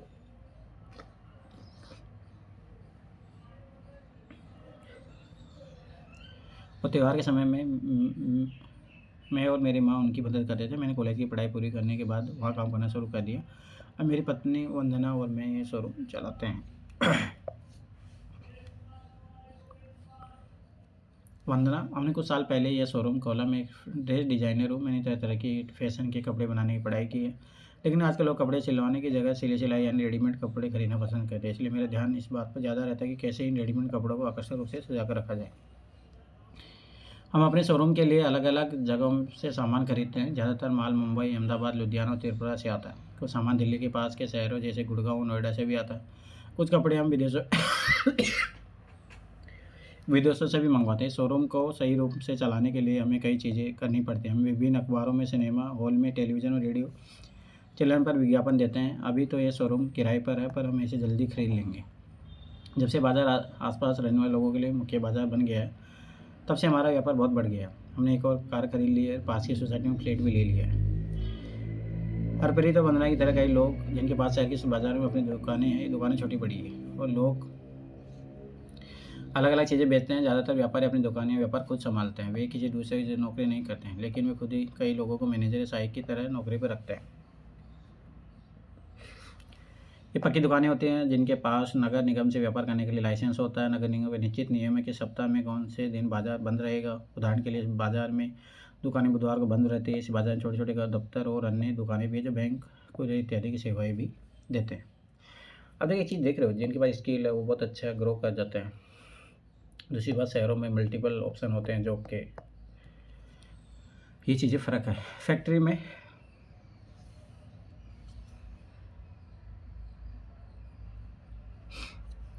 मैं आपने एक कपड़े पर जरी का काम करना चाहती थी। मुझे एक खास मौके पर पहनना था। मेरी बहन ने कहा कि वह निर्मला को जानती है, जो कपड़े सिलने की फैक्ट्री में काम करती है। निर्मला के पड़ोसी जरी और कढ़ाई का काम करते हैं। हमने बस पकड़ी और फैक्ट्री की तरफ चल पड़े। बस खचाखच भरी हुई थी। हर स्टॉप पर लोग चढ़ते ही जा रहे थे और कोई भी उतरने का नाम नहीं ले रहा था। अपनी जगह बनाने के लिए लोग एक दूसरे धक्का दे रहे थे। मेरे बहन ने मुझे कोने पर खड़ा कर दिया ताकि भीड़ में हमारा भुगतान ना बन जाए। मुझे हैरानी होती है, लोग रोज़ कैसे सफ़र करते हैं। जैसे ही बस फैक्ट्री के पास पहुंची तो लोग उतरने लगे। जब हम एक मोड़ पर उतर गए, जान आ गई। ये हकीकत है। आप ट्रेनों में चले जाओ, शहरों की यही हालत ख़राब है। मोड़ पर बड़े सारे लोग समूह में बाड़े पर बैठे हुए थे। कुछ टिकट कर खड़े हुए थे। उन्हें देखकर लग रहा था कि वे शायद किसी का इंतज़ार कर रहे हैं। कुछ लोग स्कूटरों पर सवार उनसे बात कर रहे थे और रेट को लेकर मोल तोल कर रहे थे। मेरी बहन ने समझाया कि ये लेबर चौक कहलाता है। ये दिहाड़ी पर काम करने वाले मजदूर और मिस्त्री है। कुछ जहाँ भवन बन रहे हैं वहाँ मजदूरी करते हैं, कुछ बोझा उठाते हैं और ट्रकों से सामान बताते हैं कुछ लोग टेलीफोन की लाइन और पानी की पाइप के लिए खुदाई का काम भी करते हैं, लेकिन इन्हें हमेशा काम नहीं मिलता है। ऐसे हज़ारों नियमित मजदूर शहर में हैं। हम फैक्ट्री में घुसे तो हमने पाया क्या कि वहाँ अलग अलग काम के लिए अलग अलग विभाग थे। उन्हें ऐसा लग रहा था कि लोगों की कभी न खत्म होने वाली पंक्तियाँ थी। जहाँ कपड़े सिले जा रहे थे उस विभाग में हमने देखा कि लोग छोटे से कमरे में मशीनों पर काम कर रहे थे। एक एक व्यक्ति एक एक सिलाई की मशीन पर लगा हुआ था और हर कमरे में ऐसी बहुत सारी मशीनें थी। जो कपड़े तैयार होते एक कमरे में एक तरह तय कर लगाए जा रहे थे। वे जो लेबर चौकी दिहाड़ी मजदूर अपने औजारों के साथ बैठकर लोगों का इंतजार करते हैं, लोगों ने काम करवाने के लिए वहीं से ले जाते हैं। हमने निर्मला को ऐसे ही एक जगह पर पाया। वह मेरी बहन से मिलकर बहुत खुश हो गई और उसने वादा किया कि वह मेरे कपड़ों पर जरी का काम करवा देगी। निर्मला कपड़े निर्यात करने वाली कंपनी में दर्जी का काम करती है। जिस फैक्ट्री में वह काम करती है वहाँ अमेरिका, इंग्लैंड, जर्मनी और नीदरलैंड जैसे देशों के लिए लोगों के लिए गर्मी के कपड़े सिले जाते हैं। दिसंबर से अप्रैल तक निर्मला पर काम का बहुत बहुत ज़्यादा होता है। अक्सर 9 बजे सुबह काम शुरू करती है और रात 10 बजे तक, मतलब 11-11 घंटे काम करना, 13 घंटे काम करना, काम निपट पाता है। कई बार और भी देर हो जाती है। वो हफ्ते में 6 दिन काम करती है। जब काम जल्दी का होता है तो उन्हें इतवार को भी काम करना पड़ता है। निर्मला को रोज़ 8 घंटे काम करने के 80 रुपये मिलते हैं और अतिरिक्त 40 रुपये देर तक काम करने का मिलता है। जो दिन काम खत्म हो जाता है तो फैक्ट्री वाले इन दर्जियों की संख्या घटा देते हैं। निर्मला को निकाल दिया जाएगा। हर साल करीब 3 से 4 महीने के लिए उसके पास काम नहीं रहता। निर्मला की तरह ज़्यादातर कारीगर अनियमित रूप से काम में लगे हुए हैं। मतलब उनको काम पर तभी आना होता है जब उनके मालिक को ज़रूरत होती है। उनको रोज़गार तभी मिलता है जब मालिक को बहुत सारा काम मिल पाता है या फिर खास मौसम में काम मिलता है। साल के बचे हुए समय में उन्हें दूसरा काम ढूंढना पड़ता है। निर्मला की तरह नौकरियाँ स्थायी नहीं होती है। अगर कारीगर अपनी तनख्वाह या परिस्थिति के बारे में शिकायत करते हैं तो उन्हें निकाल दिया जाता है। नौकरी की कोई सुरक्षा नहीं होती। अगर कोई बुरा व्यवहार करे तो उसके बचाव के लिए कुछ नहीं होता है। उनसे बहुत लंबे समय तक और रोज़ काम करने की उम्मीद भी रखी जाती है। उदाहरण के लिए बिजली से चलने वाले कर्मों की यानी पावर लूम फैक्ट्री में मजदूर दिन और रात की पालियों में 12-12 घंटे तक काम करते हैं। उन्हें 8 घंटों में ज़्यादा काम करने की मजदूरी अलग से नहीं मिलती है। दफ्तर में मेरी मौसी सुधा विपणन प्रबंधन यानी मार्केटिंग मैनेजर है। उन्होंने हमें शाम 5:30 से पहले अपने दफ्तर पहुंचने को कहा था। हमने सोचा कि देर ना हो जाए, इसलिए ऑटो रिक्शा ले लिया, जिसमें हमने बिल्कुल समय पर पहुंचा दिया। उनका दफ्तर ऐसी जगह पर था जहां चारों तरफ बड़ी बड़ी इमारतें थी। उनमें से सैकड़ों लोग बाहर आ रहे थे, कुछ कार पार्किंग की तरफ बढ़ रहे थे, कुछ बसों की पंक्तियों की तरफ। मौसी एक बिस्कुट बनाने वाली कंपनी में मैनेजर काम करती है। बिस्कुट शहर के बाहर एक फैक्ट्री में बनाए जाते हैं। मौसी 50 विक्रेता सेल्समैन के काम का निरीक्षण करते हैं जो शहर के विभिन्न भागों में आते जाते हैं। ये लोग दुकानों से बड़े बड़े ऑर्डर लेते हैं और उनसे भुगतान इकट्ठा करते हैं। काम को सुचारू रूप से चलाने के लिए मौसी ने शहर को 6 भागों में बांट दिया है और वे हर हफ्ते एक भाग के विक्रेताओं से मिलती है, उनकी प्रगति रिपोर्ट देखती है, उनकी समस्याओं पर चर्चा करती है और उनको पूरे शहर में बिक्री की योजना बनानी होती है। अक्सर देर रात तक काम करना पड़ता है और उन्हें काम के सिलसिले में यात्राएं भी करनी पड़ती है। मौसी की नियमित तनख्वाह मिलती है और वह बिस्कुट कंपनी की स्थायी कर्मचारी यह ये उम्मीद रखी सकती है कि उनकी नौकरी लंबे समय तक चलेगी। स्थायी कर्मचारी होने के कारण उनको निम्नलिखित फायदे भी मिलते हैं। बुढ़ापे के लिए बचत, उनकी तनख्वाह का एक भाग भविष्य निधि में सरकार के पास डाल दिया जाता है। अब ये देखो, ये फॉर्मल सेक्टर हो गया। इस बचत का ब्याज भी मिलता है। नौकरी से निवृत्त होने पर ये पैसा मिल जाता है। छुट्टियाँ, इतवार, राष्ट्रीय त्यौहार के लिए छुट्टियाँ मिलती हैं। उनकी वार्षिक छुट्टी के रूप में कुछ दिन भी मिलते हैं। परिवार के लिए चिकित्सा सुविधा भी होती है। कंपनी एक सीमा तक कर्मचारी और उनके परिवारजनों के इलाज का खर्चा भी उठाती है। अब ये फ़र्क पड़ता है आप ऑर्गेनाइज सेक्टर में काम करते हो तब। अगर तबीयत खराब हो जाए तो कर्मचारी को बीमारी के दौरान भी छुट्टी मिलती है। शहर में ऐसे कई कर्मचारी होते हैं जो दफ्तरों, फैक्ट्री और सरकारी विभागों में काम करते हैं, जहां उन्हें नियमित और स्थायी कर्मचारी की तरह रोजगार मिलता है। वे लगातार उसी दफ्तर या फैक्ट्री में काम पर जाते हैं। उनका काम भी तय होता है, उनके हर महीने तनख्वाह भी मिलती है। अगर फैक्ट्री में काम कम हो तो भी उन्हें अनियमित रूप से काम करने वाले मजदूरी की तरह निकाला नहीं जाता। आखिर दिन खत्म हुआ और हम मौसी की कार में थकी मंदी मंदी बैठ गए, लेकिन आज बहुत मज़ा आया। मैंने सोचा कितना अच्छा है कि शहर में इतने सारे लोग कितनी तरह का काम करते हैं। वे कभी एक दूसरे से मिलते भी नहीं हैं, मगर उनका काम उन्हें बांधता शहरी जीवन को बनाए रखता है। अभी देखो, महानगर में कॉल सेंटर में काम करना रोजगार एक नया क्षेत्र है। उपभोक्ता टीवी, फ्रिज जैसे सामानों खरीदते हैं, बैंक और फ़ोन जैसे सेवाओं का उपयोग करते हैं। कॉल सेंटर एक केंद्रीकृत तो दफ्तर है जहां एक ही जगह से उपभोक्ताओं की समस्याओं का उनसे जुड़ी सवालों संबंधी जानकारी दी जाती है। कॉल सेंटर प्राय हॉलनुमा कमरों में चलाए जाते हैं। उनमें अलग अलग खाने बने रहते हैं। वहाँ कंप्यूटर, टेलीफोन, हेडफोन, स्पीकर लगे रहते हैं। ये भारतीय क्षेत्र में महत्वपूर्ण केंद्र बन गया, जहाँ न केवल भारतीय कंपनियां बल्कि विदेशी कंपनियां भी अपने कॉल सेंटर खोलती है। विदेशी कंपनियां आकर्षण कारण है कि अंग्रेजी बोलने वाले लोग आसानी से कम वेतन पर मिल जाते हैं। सोचो, ये है मेन कारण है कि और कोई कारण। तो ये कंप्लीट हो गया 6 क्लास का। 7th क्लास अपन कंप्लीट करेंगे, इतना जल्दी हो सकता है। ठीक है, थैंक्स फॉर वॉचिंग।